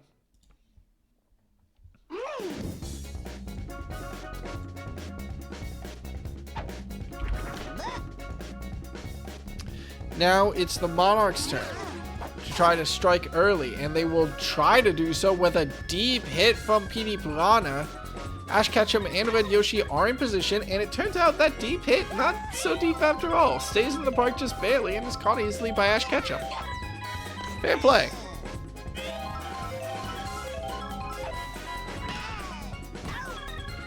Yoshi, meanwhile, manages to catch the first hit from the Bros. Boomerang Bro caught out at second base. Magic Koopa now tries to keep this inning alive. Will do so with a single, and will set up Firebro with at least one runner on. We've seen this man drive bombs that no one could dare to hope to catch before. And I'll have to keep that performance up. With a runner on first? No. Stays in the park, stays in the glove of Red Yoshi, and the Monarchs are struck down in the early game. Their terrifying batting rotation turns to nothing. And the FireEggs are the ones who lead the first inning with a 1-run lead. Very excellent play from them. Baby Luigi now follows that up with grounding out to second with a weak hit. Fair play, young man. Baby Mario, will he follow up baby consistency? Baby Mario has actually been the player who has hit into a lot of double plays whenever Baby Luigi's got on base. But no, he's caught out by Boomerang Bro in that second base position. That's 2 outs for the Bro this inning. Red Yoshi now, starred player, grounds out to shortstop, and it's 3 up, 3 out. Excellent play from the Monarchs defensively. And it also means that Toadsworth will stay on the mound heading into the third, I believe, unless I wasn't paying attention. I'm just making sure that we're all good. Oh yeah, I did forget to update something.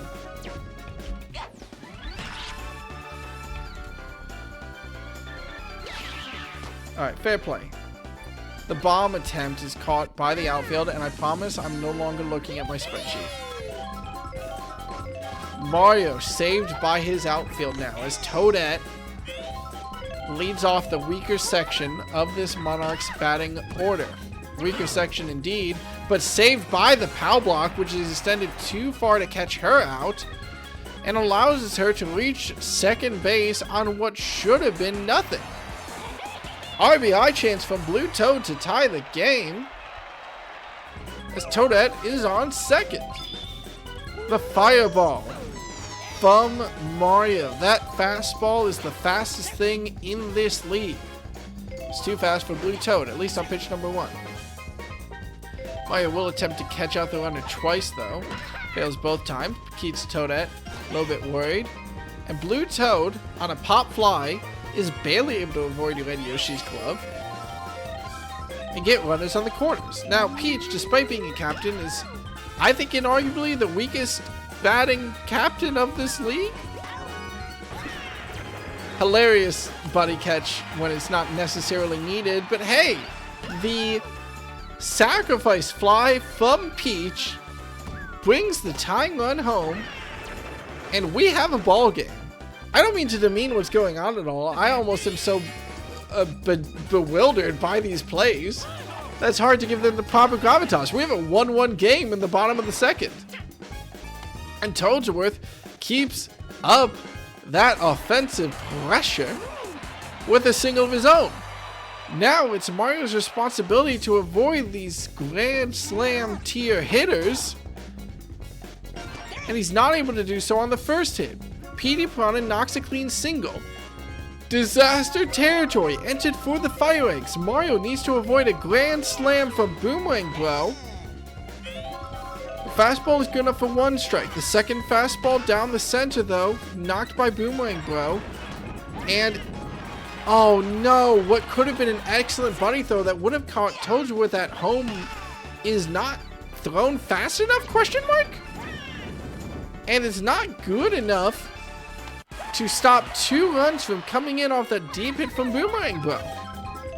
With 2 outs still on the board, the Monarchs gain their first lead of this game. And Magic Koopa keeps the inning going with a single to reload the bases. Firebro. We've rounded the batting order, I think, for the Monarchs, haven't we?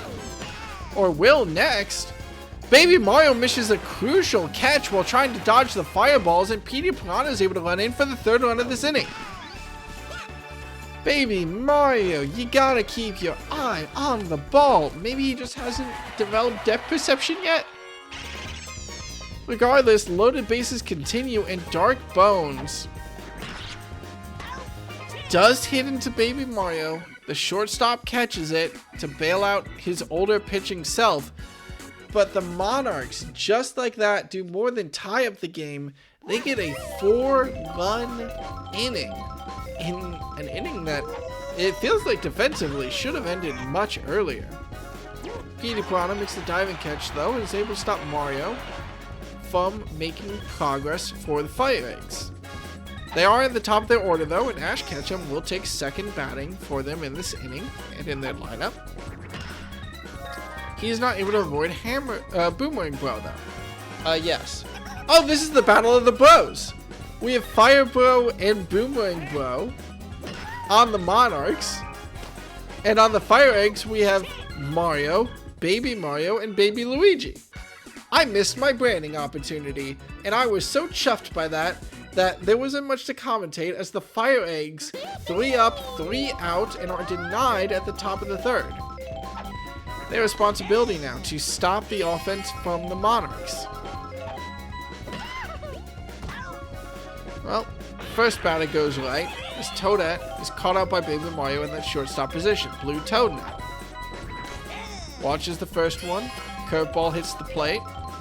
Middle of the plate, I mean. Blue Toad swings on the second. That pop fly is caught by Red Yoshi, who makes a little bit of a running catch there to snag that ball before it hits the ground. Excellent play by the man in center.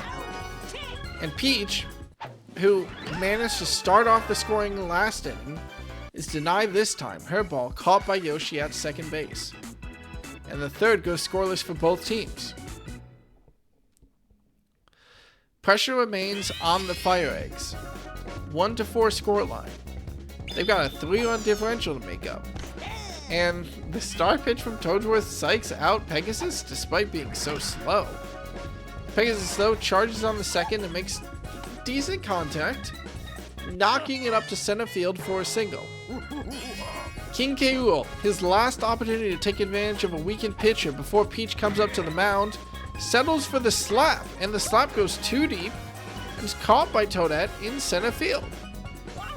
Now Toadsworth, excellent position to get as much mileage of him as the FireEggs can, as the Monarchs can, as the FireEggs enter a weaker section of their batting order.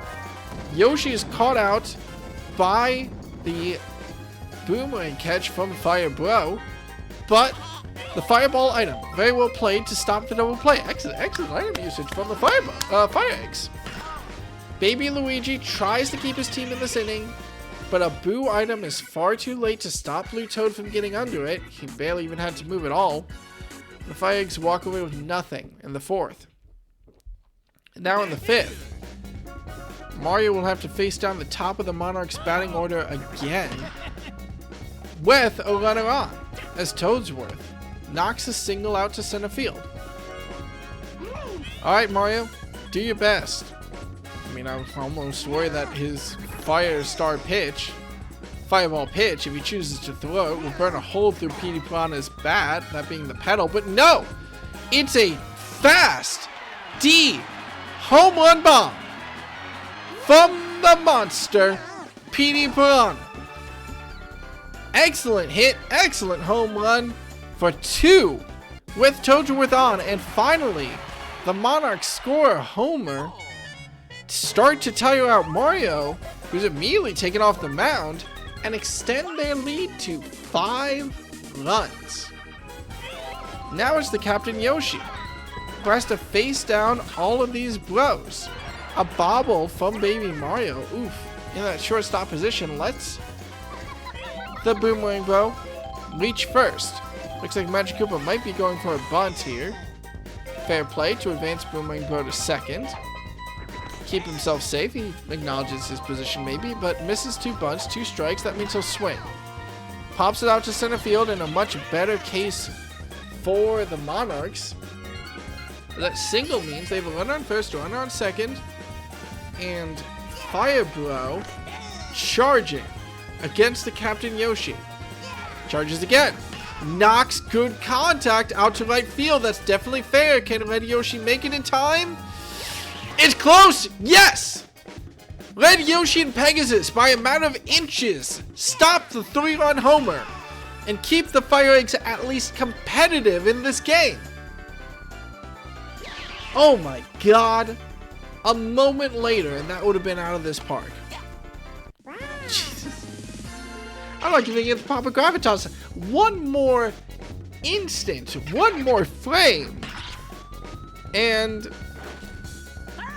well, it turns out that the FireEggs are not out of hot water. Dark Bones is also a home run tier hitter, but no, his slap is caught by Mario at second base for the double play.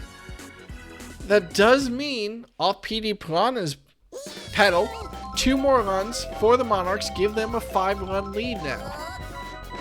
The FireEggs have started to tire out Toadsworth, but Toadsworth has lasted an excellent long time, making it through to the top of the 5th. Baby Mario's hit, caught by the center fielder. Expect the sub? No.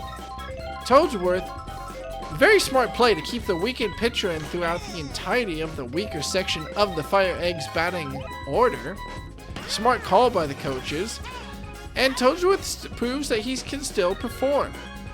2 outs on the first 2 batters. Looks like that's enough confidence to keep him in against Mario, the top of the order for the FireEggs. And it's a smart play. Toadsworth, despite being tired, still secures 3 up, 3 out for his team. And despite leading their team, leading the game, in the first inning, the FireEggs have not been able to do much of anything since then. Now the Captain Yoshi needs to secure quick, easy outs against the Monarchs. The Boo is excellent timing to just barely stop Red Yoshi from getting all under that ball and catching out Toadette. I think that's the second time in this game that she's reached base using items. Blue Toad now. Chance to advance the runner. Still charges with 2 strikes, but the curveball from Yoshi secures the strikeout. I don't think we can show that attitude on TV, Yoshi. Now Peach, the captain. She'll ground out to second, not just getting herself, but also the runner out. Double play for the FireEggs to at least shut down the Monarchs. Alright. We've seen crazy comebacks from the FireEggs on Mario Stadium before. And they have to start that comeback now. Ash Ketchum, excellent hit out to left field, avoids Blue Toad and scores himself a single. But Toadsworth stays on the mound against Baby DK. Now Baby DK isn't that strong a hitter, but it lets a good slap from Baby DK. Get a run on first, run on second. Okay, no, stays on the mound still. Pegasus, run on first, run on second, no outs, charges, hits it deep but foul. And since he started this at bat, he'll have to finish it. The old man throws it slow. Oh, triple play? Triple play. The runner's tricked, thinking that that ball was making it to center field, but no. The boomerang catch from Fireball is more than enough to nab that ball while the runners are too deep to make it safely back. And despite the FireEggs looking like they were in great position, a quick triple play completely shuts down their offense. Toadsworth even manages a single, and PD Piranha, he got a 2-run homer last time, knocks it deep to left field. Red Yoshi hustles, and it's way too high for the catch.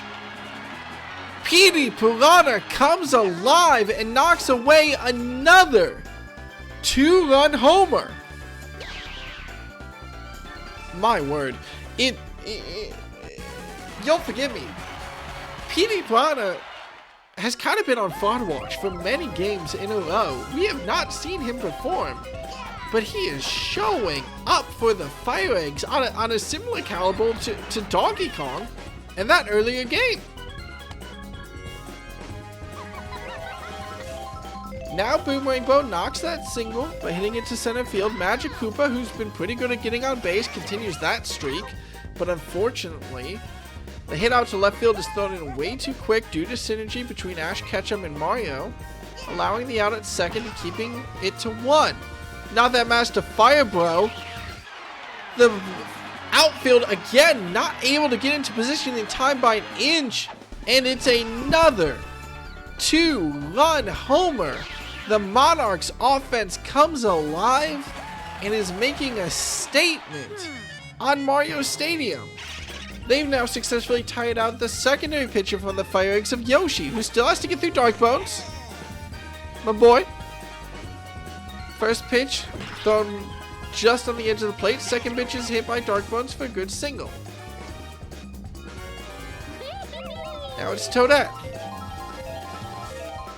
They have successfully managed to get through to the weaker side of the Monarchs batting order, but it's after letting up 4 runs, and you can never doubt a Toad while they're at bat. Toadette grounds out to shortstop, not just grounding out, but allowing the double play to finally mercifully end the inning for the FireEggs when they really need it. They have 3 innings to score 9 runs in what would be the greatest comeback in Grand Slam Galaxy history. Well, it all starts with K-Rool, who charges, and that line drive is only a line drive. A little bit of bad contact from the king in green keeps him honest. Finally, Toadsworth is pulling off the mound. Not only do the FireEggs have to do a 9-run comeback, they have to do it against the best pitcher in Grand Slam Galaxy. Well, the first 2 batters made a honorable showing of it at least. K-Rool knocking a single, and Yoshi at least managing to advance the runner before getting out. Now Baby Luigi has to face down a kissed pitch from Peach, but again, the boomerang catch from Boomerang Bro is enough to reel in the hit. Honestly, I have to give credit to K-Rool for having the wherewithal to know that that catch was happening and to make it back to second in time to avoid the double play. Regardless, though, Boomerang Bro is able to catch up Baby Mario and secure another 0-run inning against the FireEggs. 9 runs in 2 innings against the Monarchs. You don't expect that to happen, especially when the Monarchs are still playing in this game. Blue Toad knocks a single. Yoshi continues to tire, needs to force a weak hit from Captain Peach. Does not that. The ball barely avoids Baby Mario's glove, and the single up center field lets a runner on first and second. Toadsworth now, who has done the best pitching performance of this season for him so far, keeps up that good performance. The pop out to left field for a single loads the bases for the top of the batting order. PD Piranha, who's already hit 2 home runs in this game against a tired Yoshi with loaded bases, charges up. The line drive is caught by Red Yoshi. Oh, that extra speed helping him out and helping the FireEggs secure 2. Can they escape this inning with no extra scores? Boomerang Bro says, no, I don't think so. The outfield needs to do it now. They catch the ball, and the FireEggs, in a defensive showcase in that inning, deny loaded bases at the top of the order against the Monarchs. The worst defensive position to be in, and the FireEggs still escape with no runs scored. Salute! Now at the back of the batting order, Red Yoshi, the starred player, is 9th in the batting order and 1st at the plate this inning for them. And the item support does not come in time as Fire Bro launches that ball off to first to catch him out. Mario against Peach desperately needs to get something going for his team here. But no, he's caught out by Boomerang Bro at second base. Now with 2 outs, Ash Ketchum nodding backwards at his team, at his dugout, feeling confident. They'll watch the first ball. Second is a star pitch from Peach, but Ash Ketchum hits it fair, not fair enough. It simply is caught by Firebro. And the Monarchs, if I had to point any team to one game as to why you should still fear the Monarchs, it'd be right here, right now. Yoshi, not able to catch out Magic Koopa, who hits a clean single. Continues to tire and is finally taken off the mound in replacing Baby Mario. I believe, yes, synergy for the outfield is retained. Yoshi gets to go back to shortstop, which is an excellent position for him. Baby Mario now needs to find his way past Firebro. 2 balls and a strike. He's definitely phasing out the star player. A 3rd ball. Will he walk Firebro? No, the 3rd ball goes over the plate and is more than enough for Firebro to nab it. Pegasus, a little bit of slacking there. I thought that was going to catch out Magic Koopa at second. Firebro kept to an honest single. Darkbone's up now. The last slugger that could for the Monarchs. Hasn't really been performing that well so far. And knocks into a double play. Mario catches him out and turns it over to second for Yoshi. Will catch out the runner at second. 2 outs now. Runner on first for the Monarchs. Will they be shut down in the bottom of the 8th? If so, if Baby Mario can get this out against Toadette, looked like it should have been a walk by being hit there, but Empire is allowing it, and Toadette knocks a very clean single up the middle. Every additional batter that manages to avoid ending the inning here is another batter closer to the top of the order for the FireEggs, and Blue Toad keeps up that trend with his own single. Captain Peach up. No matter what, next inning, Toadsworth is the last batter, and he's up next. So no matter what, the FireEggs are going to have to face the strongest section of the Monarchs at the bottom of the 9th. Actually, no, they won't if they don't score. And Peach is able to drive in an RBI. 10 runs now that the FireEggs need to do in the 9th inning. Toadsworth looks to make it more. If he can knock a single and extend this lead. Star hit from him. Caught out. Thrown out at first by Yoshi, who manages to keep his tongue on the ball. And it's a excellent play from the captain to at least end this inning. But the FireEggs need 10 to stop themselves from falling further. Well, it's a good first effort from Baby DK, knocking away a single. Pegasus, if he can get on base here and set up for King K. Rool, well, now would be the time to do it. Charges up, watches 2 strikes. 3rd pitch. Tricky curveball, knocks it for a single. And the FireEggs will have 2 runners on for King K. Rool. They haven't been able to hit a home run yet. They haven't gotten much off that first run in the first inning. King K. Rool needs to bomb it here, but has been settling for slaps. Charges, makes good contact. It's straight up the middle, but is it a little slow? Blue Toad, no, it's in the park. It's in the park. A good effort from K. Rool. Not good enough in Grand Slam Galaxy.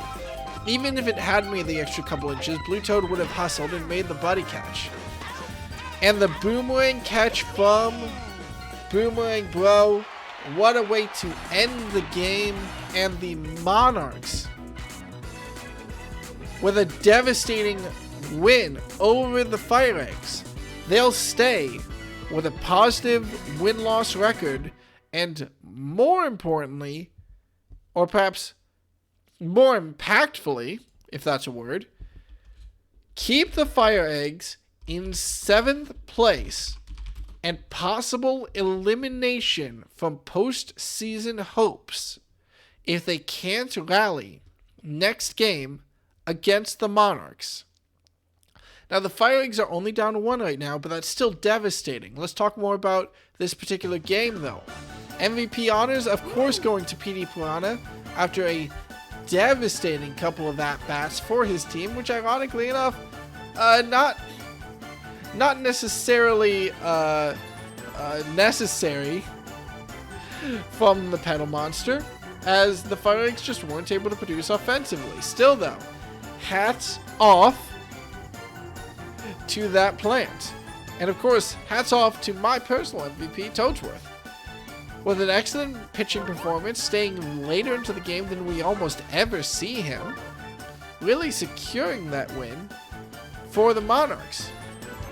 Let's talk a little bit about the FireEggs and their attempts so far this game. Unfortunately, it's a problem of a star player coming up short.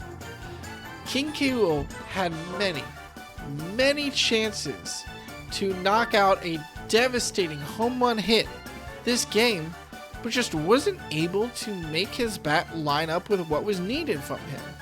Meanwhile, Mario, the first batter, the pitcher, he did fine on pitching, fine, but not able to put up anything in batting. Not able to put up anything batting past K.O. either. Neither Yoshi, Baby Luigi, Baby Mario, Red Yoshi able to put up much of anything. A dissipating showcase from the FireEggs, who have hit stronger than this. And I think we should see a better performance from them next game. I'm not all counting the FireEggs out. I'm not at all calling the series 2-0 for the Monarchs. I would honestly be shocked if the FireEggs didn't perform better next game. But this inconsistency hurting them deep into the season when they need it the least. Meanwhile, on the Monarch side, boy, Toadsworth, excellent performance from him. Batters stayed alive. All three key batters, PD Prada, Boom Rainbow, Firebro, showed up in this game. And that's really the story of the Monarchs. If those three players are able to run hot, there's not a defense that can stop them. Now, I'll probably be the first to point it out, if I had to levy any criticism. Even with a red-hot batting performance, they only scored 11, which is not an atypical ending score in this game, in this league. The Spitballs scored 11 last game. The Musicians and the Flowers both scored 8 and 7 game 1. Like, 11 isn't a devastating offensive performance, but it is more than good enough to win them this game, especially with such a strong defense that outfield came in clutch in a couple of situations, and Toadsworth putting up the best pitching game of his season.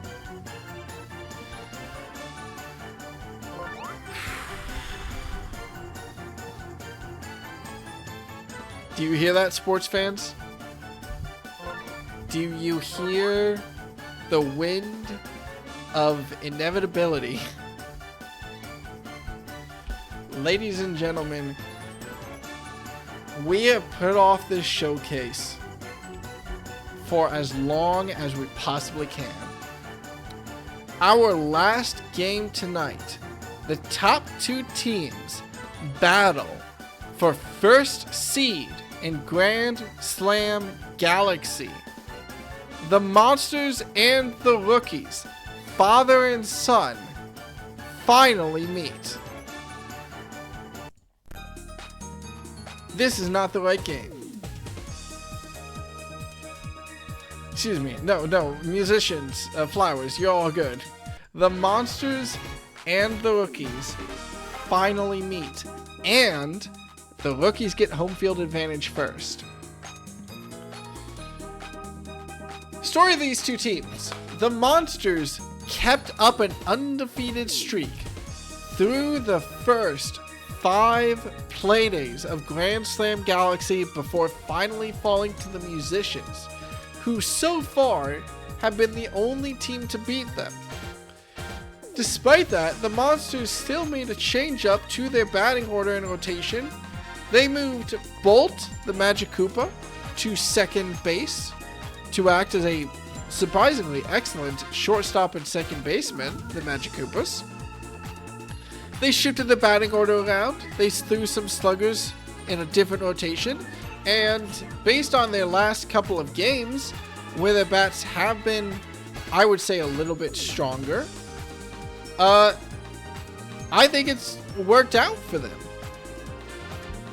The Rookies have torn through this league ever since a excellent trade for them back in week 4 or 5 when they traded for Brown Critter and I believe.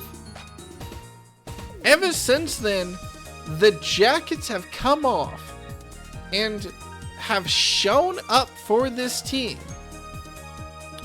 The team that definitely relies the most heavily on the Jackets in this league, and with power hitters, Brown Critter, Green Critter, and the last bro, Hammer Bro, finding their way onto this team. 3 sluggers that normally you would have a little bit of trouble building a synergistic base around, but when you have this many Jackets, well, it's no problem for the rookies. Let's go down our rotations. Batting for the Monsters, we have their starred player and starting pitcher Boo, Bolt the Red Magic Koopa, Edward Elric, Bowser, Seeker the Red Koopa, Salamander the Red Critter, Thermite, Strawberry the Red Pianta, and Agaric the Red Toad. Gotta add a little bit of spice by naming your players. Meanwhile, the highest average batting score in the league by far for the rookies. They have Bowser Jr. in first, Brock, Green Critter, Cookie, Hammer Bro, Bouncer, Brown Critter, and John Cena, tearing up the league. Next up, going through their field positions real quick. Infield for the Monsters. Bowser on first base, Bolt on second, Strawberry shortstop, Red Critter at third base, Salamander, excuse me. Seeker stays at home with Boo starting pitcher. Outfield, Edward Elric, Agaric, and Thermite. Over on the rookies side, their infield, Brock on first, Hammer Bro on second, Green Critter shortstop, Bouncer on third, Bowser Jr. is the catcher to relieve Cookie, the starting pitcher, when she starts to get tired. Outfield, John Cena, Brown Critter, and ladies and gentlemen, after one last thorough check through, because I do not want to have to stop this game for any reason, we are ready to get this game started. The two titans of Grand Slam Galaxy meet in the, well, I was gonna say octagon, but diamond? Meet in the diamond. Yeah! The last game of Playday 11 and the fate of first in the league is decided right now. We're heading to Yoshi Park Night, which is an even scarier proposition for the Monsters, and a good pick by the rookies to take them here. A very offensive field should favor the rookies. Still though, Boo sets off the right pace for his team. Oh, and is assisted by a Boo item, and a single turned into a double. Excellent first hit for the Monsters as Bolt, already with a batter in scoring position, steps up to the plate. Excuse the camera work, I had to click. Bolt will hit it straight to shortstop though, and Green Critter will easily turn that double play. Should be commented how strong the infield is for the rookies. Hammer Bro and Critter are both monstrous defensive players that the Monsters will have to find their way around. They'll be assisted by a slightly longer train in the outfield, slightly faster train. If Bowser can get good contact, he charges, but the line drive is caught by Bouncer. That's nothing for the Monsters in the top of the first.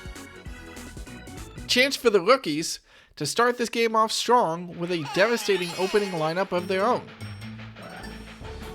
Go hold each other. Oh. Come here. Come here, Kai. Bowser Jr. now for his team, facing the starred pitcher and starting pitcher for the Monsters. Draws 2 balls and a strike. Fourth pitch.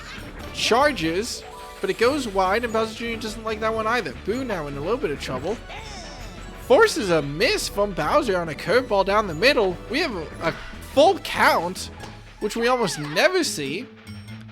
And it forces Bowser Jr. to swing. Was that the first full count in Grand Slam Galaxy history? Still, Bowser Jr. grounds out to Bolt in that second base position.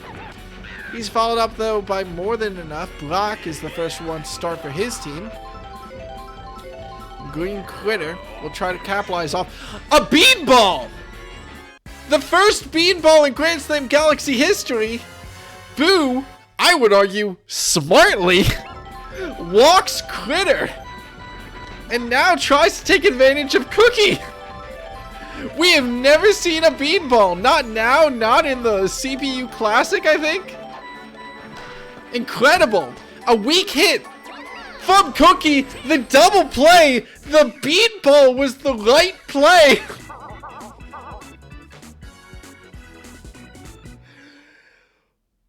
Okay. Ladies and gentlemen, welcome to Grand Slam Galaxy. Now, though, the monsters have to try to put up something on the scoreboard if they really want pressure on the rookies. The first batter, Seeker, grounds out to second base. Salamander now will have to try to get good contact against Cookie, but he'll take a slap out to center field for a runner on. This means that if the batters can last until Strawberry, they'll be in a pretty good spot, but Thermite has to hit a good single to get there. Charges, wants something a little bit more, but is caught by Critter. Oh my god, the aim on that banana! We've seen item play improve drastically in Playday number 11, and it means that we have a runner on first, runner on second, and Strawberry at home plate. Faces a good changeup attempt from the pitcher of Cookie, and despite the item attempt, the bomb-bomb was the last thing they needed. Strawberry grounds out to second base for the double play, and the rookies are still able to escape. We still have no runs going into the bottom of the second. Hammerbro can change that with one swing. Charges early, hits it straight out of there. Agaric and Thermite needed to be in position. Even if they were, I'm not sure they would have gotten it.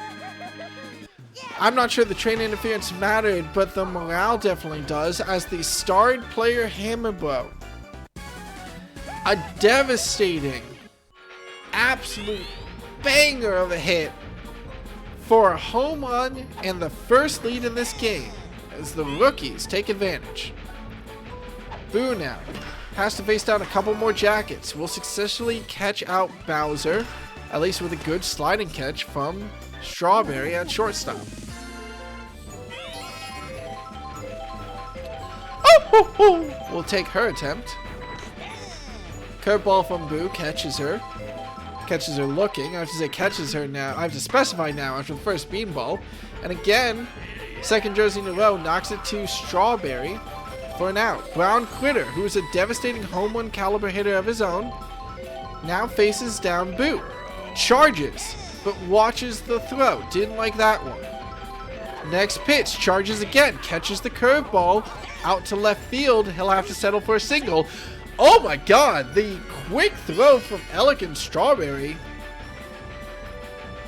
Excellent attempt to catch out Brown Critter. I'm not sure they had much of a chance, but still, quick throws from them. John Cena hits a single up the middle. More than enough. And Bowser Jr., the captain, with a runner on first, a runner on second, and a chance to extend this rookie's lead. Watches the first, charges up on the second. It's a good hit, but not good enough to get out of the park.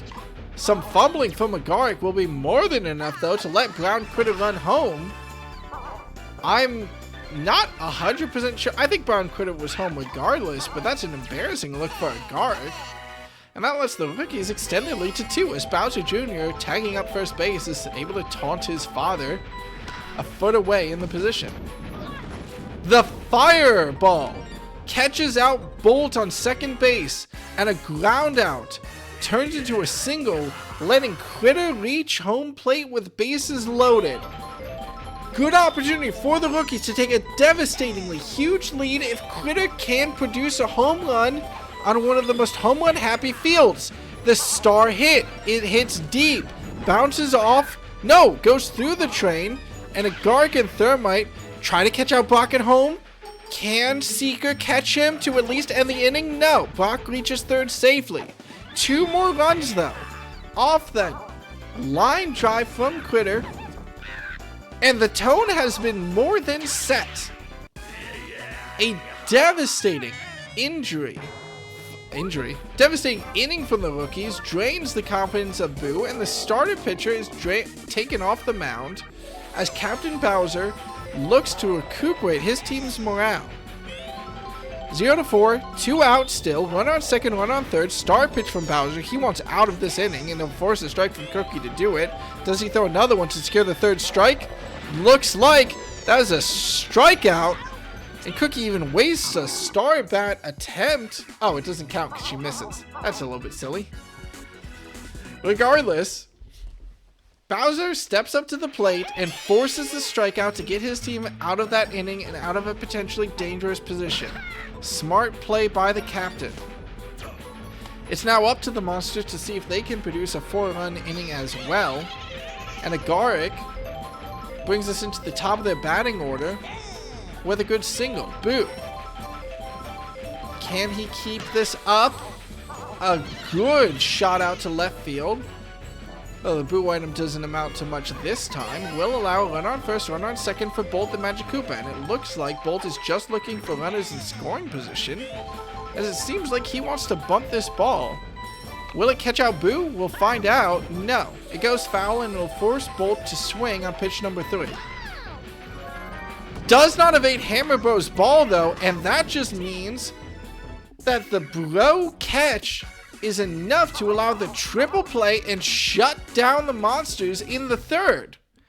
This is not what the Monsters need. If they had one good opportunity to get a high-scoring game, that was it, and they are absolutely shut down by the rookies.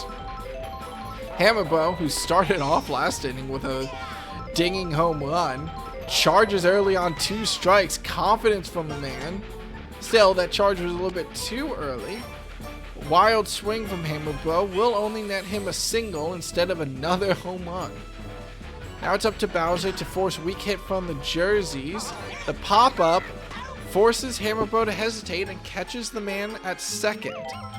So that's a single, but still an out on a runner to keep us at 1 out as steps to the plate. Bowser's done an admirable job pitching so far, but it only takes 1 home run to knock away the confidence of a team. At least this time, though, falls short. Or actually falls a little bit too far and is caught out by the center fielder. Now it's Bowser's responsibility to knock the confidence out of Brown Critter. He'll try to do so with 1 star pitch. A fastball down the middle is caught, but grounds out to Strawberry at shortstop. And the Monsters keep the rookies out of the 3rd inning. Still, the rookies are a team where every inning is a dangerous batting rotation from them. And the Monsters are nearing the end of their dangerous bats. Or I would actually should probably say they're starting to enter them. It feels weird, but hey, Bowser, Strawberry, and Critter all start from batter number 4. Bowser. A home run would be big for his team here, but he has to hit it off Cookie. Charges and whiffs. A strikeout would be devastating to team morale, but it's a fastball straight down the middle. That means that there's not enough time for Bowser to get a good clean hit on it. There is enough time, though, for him to ponder his way to second and get 2 runners in scoring position. There's no pressure on them from a double play, but if Seeker hits into Hammerbro, that could change very quickly. No, the diving play from Critter is not able to catch out Bowser and Elric. So that's at least the first out of the inning, but runners still on second and third and only 1 out as Salamander steps to the plate. Again, any home run here for the Monsters, but no, Salamander opting to play smaller ball. Oh no, Bowser caught out. Chance to be caught out by his son. Safely makes it back to third. That big body letting him tag up when he really needs it. Upside for the Monsters. Runners on the corner. 1 out, 1 run. Downside for the Monsters. Strawberry is not a home run caliber hitter. I think that the Piantas haven't really been able to do that much. So their opportunities for a home run to try to quickly even up this game arguably are gone. And the pop fly from Thermite, not saved by the green shell, is a sack fly as Bowser slowly gets his way home. That doesn't mean that the slowest runner on this team does manage to touch home plate. And the run is cut from 4 runs to 2. It's a good inning for the Monsters, especially since they start to tire out Cookie. Top of the 4th now. Strawberry will try to keep this inning alive. Watches the first pitch. Second pitch now. A little bit slower. Slapped by Strawberry. It'll mean a runner on first, runner on set. Oh! The laser throw almost catches on Strawberry at first. Realistically, we should expect the inning to end with a Garrick, but it does mean that the Monsters have made it back to the top of their batting rotation for the 5th. First, though, a Garrick is up, and the ball is hit right to in right field, and the inning does end. 2 runs isn't bad for the Monsters, but at any point, the Rookies' offense can step on the gas and tear away from the competition. It's a scary time when 2 jerseys and Bowser Jr. is the weakest part of the batting rotation, but arguably a good opportunity for the Monsters to escape the 4th without any further damage, as those are the batters they're up against. John Cena grounds out to second. Bowser Jr., though, does manage to hit solid ball out to right field for a single. Bowser needs to catch a bad hit from Brock here to force the double play. Instead, Brock successfully hits it out to center field. No hope of catching Bowser Jr. out means 2 outs, runners on first for Critter, who is charging early. Bowser with the attempt at an inner fastball and pipe interference will just allow Bowser Jr. to keep advancing, keep advancing, keep advancing. Bolt, though, with a chance to catch out Critter at second? No. So it's a double from Critter that more than allows Bowser Jr. to advance all the way to home with the help of those piranhas in the outfield. That means the Rookies' lead extends back up to 3, and the inning continues. No pressure on Critter on second, though that doesn't really matter with 2 outs. Bowser needs this out now against Cookie before Hammerbro comes up onto the field and will not get it. A Garrick. Oh no! The power block and train interference dooming the duo more allows Cookie to net a triple and drive another run in, and that's at least 2 runs so far this inning for the Rookies. I think Yoshi Park is a pretty cursed field for the Monsters. This was, by the way, where they lost their first game against the Musicians. Now Bowser has to face the most dangerous slugger. Tries a... Ooh. You know, excellent attempt from Bowser with the inside slider. Forces a weak hit from Hammerbow, but the green shell item assistance does allow Hammerbow to at least reach first. Finally, though, the inning ends with Brock grounding out to Bolt at second base. The Monsters fall back to a 4-run deficit. They're at the top of the order.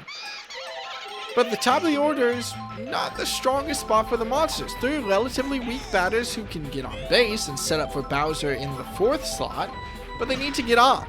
And Boo most certainly will not. First time he doesn't reach base this game as he pops it straight to second baseman Hammerbro for the first out of the inning. Bolt now watches a slow ball down the middle. Second pitch, slightly faster, but still caught out this time by the shortstop, denying the Monsters a runner on base. If the Monsters want anything this inning, it will require a guard to hit at least a single against a tired Cookie. He will do so. Pops it out to center field and successfully reaches first. Do the Rookies change pitcher? No, they keep Cookie in against Bowser. The Captain Slugger charges, knocks it straight up the middle. There's not going to be a play from the defense, and the 2-run homer does reduce the lead back down to 2 for the Rookies. That should probably cause Cookie to be taken off the mound. It's not early in the game, but if the Monsters want to try to drive past the strong pitchers for the rookies, they need to get Bowser Jr. in early. One of the best relieving pitchers in the game. Don't let that score sheet show you. Bowser Jr. is an excellent pitcher. And his star pitch will try to trick out Seeker. No, Seeker still drills it, but Boomerang Bro catches it easily in that second base position and keeps the monsters to only 2. That means now that the rookies, batters 7, 8, and 9, still just as dangerous as ever, still as much home run potential as ever, need to be shut down by the monsters. Early start pitch from Bowser. Forces the first strike. Inside pitch. Forces a weak hit. Lets Strawberry catch the first out of the inning. Brown Critter now charges it early. Bowser sees this, challenges him to swing with a star pitch. Another early swing. Bowser doesn't want anything from this. Humbles the batter with 2 star pitches. Finally, Brown Critter is not going to early swing. He'll settle for a slap, but that slap will still be more than enough for a single. Excellent play from Bowser to cool off the batter. Force him to take just a single. Now, feeling a little bit confident from his star pitches, forces a strike from John Cena. Still, though, not enough, as John Cena will hit a single and get a run on first, run on second. Devastating news for the monsters. Even as Bowser faces down his son, he is taken off the mound, and uh-oh, Scooby. Bolt is put onto the mound. As soon as Bolt is tired out, the monsters are out of relieving pitchers. And it is only inning number 5. We're going to see an explosion on the rookies' scoreboard in innings 7, 8, and 9, and the monsters only have so long to get as many runs as possible before devastation is racked upon them, and they have to do so through Bowser Jr. Salamander, the first batter up at the top of the 6th, he's charging early against a star pitch, but misses. 2 strikes now for Bowser Jr. Strikeout would be devastating. The curveball is more than enough to trick out Salamander, and an excellent strikeout from Bowser Jr. Now Thermite will look to get on base for Strawberry, but now both the Bowsers are feeling these star pitches. Bowser Jr. tricks out another strike, and that curveball grazes the edge of the plate for another. Will we see 2 in a row? No, that slider is hit. The fireball barely grazes Hammer Bro. I was certain that Bowser Jr. took one for the team there, but no. I thought for sure that missed. Instead, Hammer Bro barely caught out, and Bowser Jr. looks to get out of a tricky situation with more star pitches. Keeps Thermite honest on the base. Strawberry not going to charge here. Settles for a slap hit out to right field, but hits it too high and is caught out by... That means that no more strong batters for the monsters. They'll have to do this off small ball this inning. A guard charges, though. Hits it deep. Possible chance for train interference? Will do so.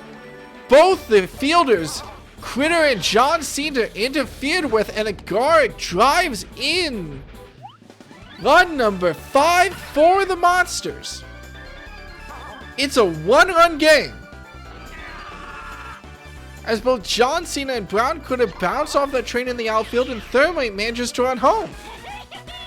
Okay. Runner on third now. Boo could drive home the tying run. He's 2 for 3 so far this game, and he charges early, but settles for the strike. Not feeling that one. Second pitch. Thought it was going to be a devastating curveball, but oh my god! Oh my god!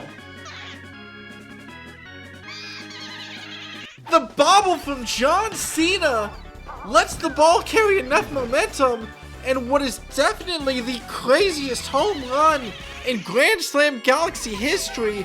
That's a bobble off Boo for a 2-run homer? Excuse me? Hi, Tom. What the hell did you just miss? Ladies and gentlemen, welcome to the last game of Playday number 11 in Grand Slam Galaxy. You're currently watching the top seed and second seed, Bowser Monsters and Bowser Jr. Rookies, in a slugfest. Top of the 6th, run on first, Bolt the Red Magic Koopa, Edward Elric He's going to have to try to keep this play going, but he'll be caught out by the strike from the start pitch from Bowser Jr. Third pitch, Elric forces swing, caught out on second base, grounds out, and ends the inning. But oh my stars, off the most insane home run I've ever seen, the Monsters managed to pull into a 1-run lead. Still, to set up the storylines, the Rookies are by far the most, on average, devastating batting team in this league. Critter is a home run caliber hitter. Hammer Bro is a home run caliber hitter. And with item assistance and more than enough jerseys, to shore up that offense, if Cookie isn't stopped here, if Hammer Bro comes up with 3 runs on, the Rookies are going to be in devastating position. Red Magic Koopa Bolt is the last relieving pitcher for the Monsters too, so if he gets tied out, caught out, 1-2, double play. Bolt is putting on an excellent performance, but Magic Koopa's tire quick. It's only so long before the pitching guru on the Monsters falls apart, and then I think like Strawberry will be brought into pitch, probably the Pianta on shortstop. Any weak hit from Boomwing Bro would be a blessing, but no blessings today. It's high and deep. Is it too high? Yes, it is. The go-ahead homer from Hammer Bro. Second homer for him this game. No team in the league could catch that one, as the buddy bounce doesn't even make it close. And Hammer Bro tires out Bolt. No change yet. Monsters need an out now in the bottom of the 6th. Every additional batter, every additional tire wears out the pitching for the Monsters, and Bowser is not able to get his glove on that one, allowing Bouncer to get a single. If gets on base, Brown Critter is going to have an excellent chance for a 3-run homer to extend the Rookie's lead again to 4 runs. Though, grounds out to Bowser at second base, and relief for the Monsters in that inning might not be enough though. The Rookies regain the lead, and with a 1-run lead going into the last 3 innings. Oh my god! The first to crack is the Rookies. Bowser Jr. taking off, was he even tired? Bowser Jr. taking off incredibly early. This train interference should not matter. Yeah, Brown Critter still gets under it. Now, don't get me wrong. The Rookies still have excellent pitchers with their jerseys. Average pitching of 6 should be more than enough to end this game for them. Oh, you're right, though. That Bowser Jr. going out to left field does bring up synergy, so any home run shots to left field will be basically guaranteed. Still, though, in this inning, after Bowser is caught out on a pop fly, Seeker gets a single. Salamander, can he take advantage? Charges, watches the first one. These curveballs are pretty fast. It'll be hard to get good contact. Ball's hit out to right field. It is out of here, but there's more than enough time for the defenders to get into position. And and Brown Critter catch that one. Could have been worse. Yeah, I'm a little bit surprised. Usually, I think coaches tend to prefer subbing players, like franchise players, I'm going to say, over jerseys. But instead, it works out. And Thermite, with a good... Oh no, Seeker caught out. Seeker, run somewhere. Seeker, run somewhere. Caught out now between third and second. Possibility for the last out? No. Seeker is absolutely paralyzed after the ball goes into the pipe and is almost caught out, but barely manages to reach second. The slap from Strawberry loads the bases, but the Monsters are out of sluggers. Can Agaric come up big for his team?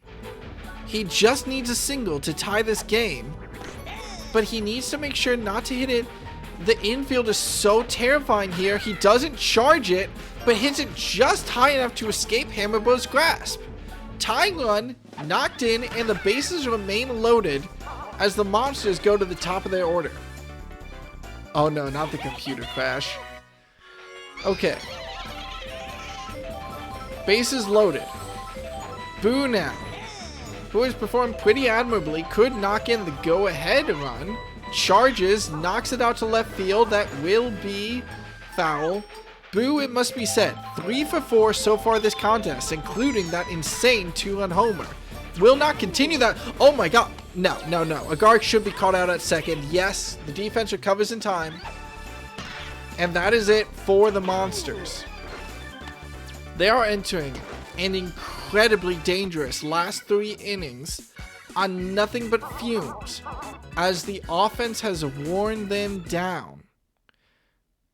Will Bolt stay on the pitcher's mound? Yes. Bolt will face Brown Critter, who's easily the most dangerous batter in the immediate rotation. Can Bolt navigate his way past him? Clean hit from Brown Critter. Train interference? No. Edward Elric, despite his short stature, more than tall enough to catch that one out. Force the first out. Bolt stays on. This is kind of what the Monsters need to see, especially with that curveball grazing the inside of the plate for the first strike. Second curveball looks like it was going to go wide on the outside, but goes down the middle. Slow ball, though, maybe just phases out John Cena, forces him to hit it weak to Bowser, who does the shortest slide I think I've seen from the man for the second out. Okay, Bolt lasting an incredibly long time. I think the old men today, both Bolt and Toadsworth, lasting a lot longer than we give them credit for, as Bolt forces 2 strikes from Bowser Jr. Curveball will go down the middle though, but Bowser Jr. is caught out by his dad at second base. And I think that was 3 up, 3 out in the bottom of the 7th. Now, don't get me wrong. If the Monsters can't get like 4 runs ahead in this inning, they're still absolutely screwed. Bolt, the hero pitcher, just is not saved by the green shell. I think Bolt's hit being hard enough to drive Green Critter back caused the green shell to miss. And what could have been an item-assisted single is a ground out to shortstop, something that Elric takes to heart and follows up on. Bowser now.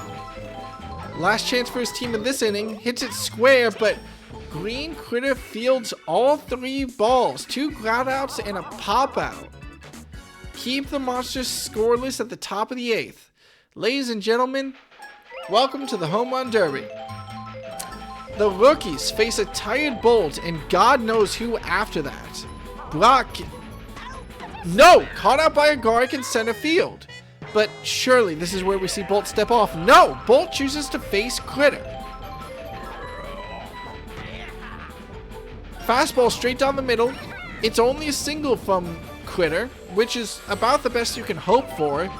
But unless Bolt can force a double play here, Hammerbro will come up to the plate after hitting 2 home runs already this game with players on.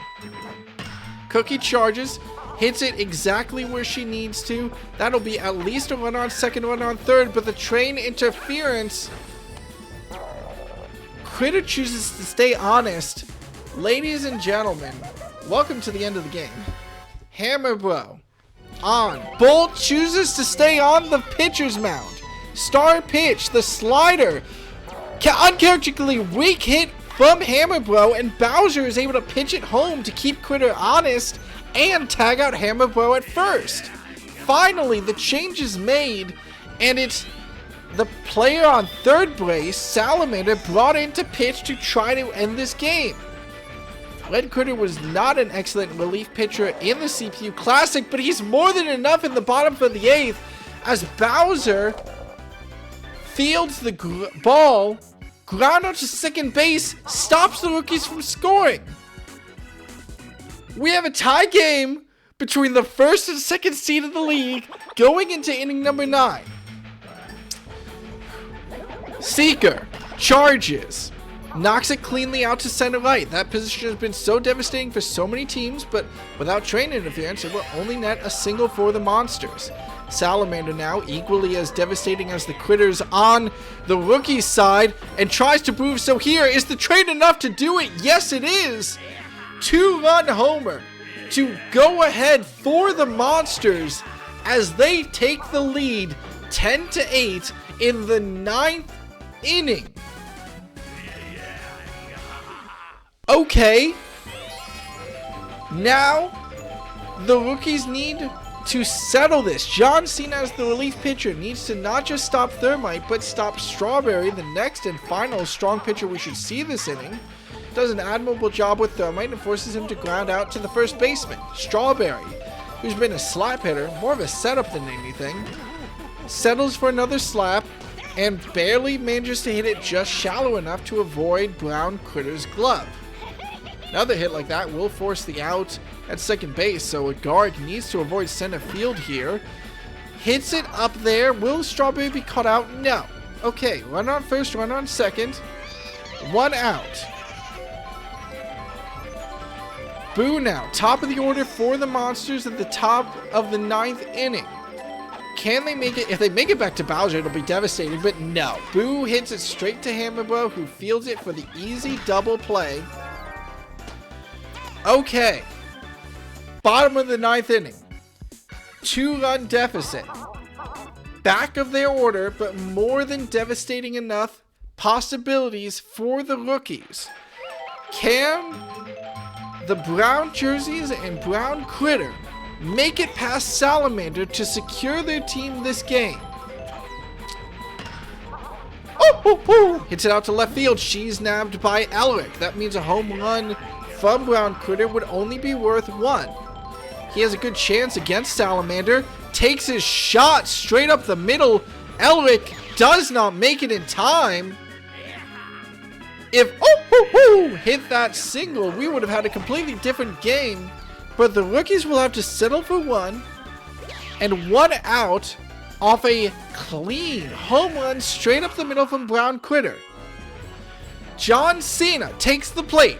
Only 1 run needed from the rookies, and they have 2 outs to do it. But John Cena grounds out to shortstop. It's the captain of the team, Bowser Jr. now. 10-9, bottom of the 9th, 2 outs. Watches the first pitch. Second pitch coming in from 4th pitcher Salamander. Bowser Jr. does knock it deep. This will let him get on base. Okay, inning opened up for the rookies. Brock now could easily get on base, and if he does, Green Critter could wrap up this game. It's all up to Brock now. Can a single from this man almost guarantee his team the lead? No, the fastball star pitch caught out by Bowser before it slides out to center field, and the Monsters hang on. Bottom of the 9th, 1 run. They will hold on to first seed through Series 6 and keep up their streak. The only loss on the Monsters team is still to the Musicians on Yoshi Park, and the rookies are not able to keep up to that legacy. Incredible play. I missed the scorecard, god damn it. Incredible play from the rookies to take the Monsters down to the extra mile, but they fall at the last possible second, and the Monsters are the team to take this Clash of Champions. Oh my god. What an excellent game from the rookies. MVP honors go to Salamander. 1 critter this game is getting MVP honors. Oh.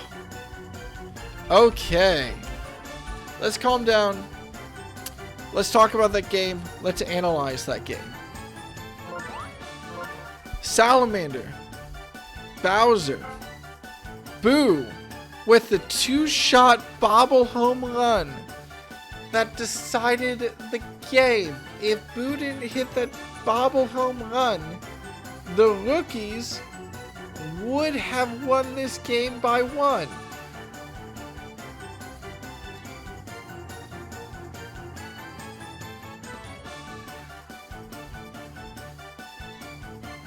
I can't. Absolute theft. Absolute theft in Yoshi Park today. Now, for the Monsters, it's not, for the rookies, it's not a devastating loss. Let's be honest, neither team, this was really a high stakes game. The rookies will still hold on to their second place position by 2 wins, so it would take a late season problems from them in order to not enter the postseason in that second seed. But an absolutely wild game as the Monsters barely managed to hold on.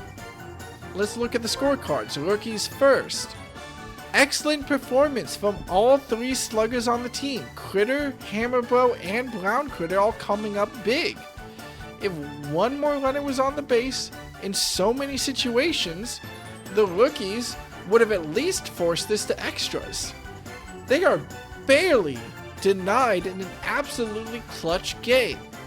The Monsters have got to be thanking their lucky stars. MVP honors go to Salamander, and he performed fine enough, but you almost have to give play of the game. You definitely have to give play of the game to Boo, somehow finding enough power behind his bat to knock that bobble double homer. I'm sorry if I don't have a lot of good analysis to give right now. That was a weird game to watch. I am so sorry to any Rookies fans. That is probably the most bungled finish to a game. One of the most bungled finishes to a game that I've seen. If anything, this only shows next Playday, which will be this Saturday, we're going to a more defensively oriented field. Bowser's have chosen, what else? Bowser Castle to take the rookies to. Okay, let's be fair. Let's be fair too. It was plenty of train interference that also let the rookies get in a couple more runs. The train did also help the Monsters. I think it's relatively fair to say that the train did help the rookies more this game, though I'd have to go back and double check. It's maybe only a slight advantage to relatively even. Cope? Maybe.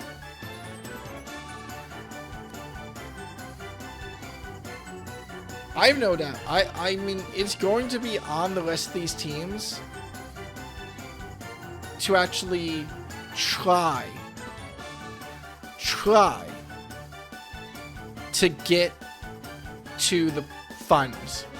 Rookies and Monsters, if they hold first and second seed, will start on opposite sides of the brackets. We might have just seen the lead up to a horrifying finals series when we reach it. Let me double check. Finals are best of 5, right? I said this at the beginning of the season.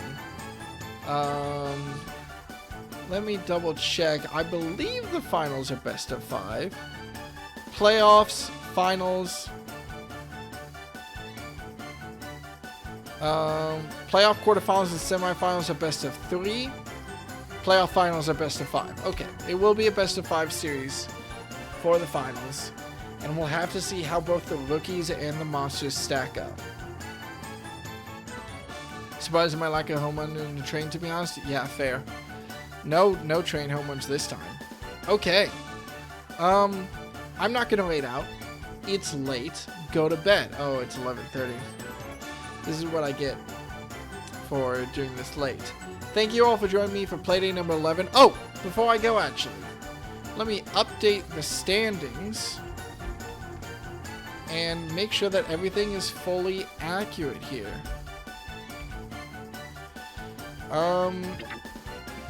Okay. Just to remind everybody, and to make sure that I changed everything accurately, the standings at the start of our Playday: 9-1, 8-2, 6-5, 5-5, 5-5, 3 4-6 teams, and a 1-9 team. Making sure that I mark this all down correctly. Spitballs 1, Musicians 1, Monarchs 1, Rookies 1. Okay. Fun fact, actually, we will not see any movement on the standings. The standings remain exactly the same. It's only the records that change here. Let me make sure that I update all the run differentials real quick. Rookies, yep. Monarchs, yep. Musicians, yep. Spitballs, yep. Flowers, FireEggs, and bows. Okay, so that was the standings at the start of this Playday. At the end of our Playday, absolutely no changes in the order, unless I'm missing something, which I don't think I am. Standings at the end of Playday 10. Exactly the same, except the run differentials are different. Now, there are some notable differences that we should point out here, at least as we end it. So, first notable thing. There's no longer 3 teams tied in that 5th to 7th slot. The Flowers and the FireEggs will be battling to try to avoid that 7th slot. The FireEggs with a devastating -31 run differential will need to fight all the harder than the other teams if they want to make the playoffs. Spitballs, not at all out of it. Musicians and Monarchs could easily slide. I think mathematically, the Musicians and the Monarchs, one of them... Oh yeah, one of those teams are going to go up to 7-5. So I think that next game, we'll have a 3rd team securing their place in the playoffs. The Monarchs or the Musicians. Sorry, no, they played each other in the last series. I was misreading. Pardon me. Okay, so we might not have. We might, but we might not have another team securing their position in the playoffs. Actually, let me double check here. If the Monarchs or the Musicians win their game, if the Monarchs or Musicians win their game, it punches their playoff ticket. So Saturday, one of them will punch a playoff ticket. Both of them could punch a playoff ticket. And it could be down to the last 3 teams to scramble for the playoffs, or neither of them could punch a playoff ticket, and we could run into an absolute scramble of a last series in Grand Slam Galaxy. We'll find out on Saturday. Thank you everyone for joining me. My name has been Willie, or Won'ty. I am your commissioner for the league, home commentator for the Monsters, and I will leave you all here until Saturday for Playday number 12, Play Ball. Have a good night's sleep. Goodbye. Bye, everybody.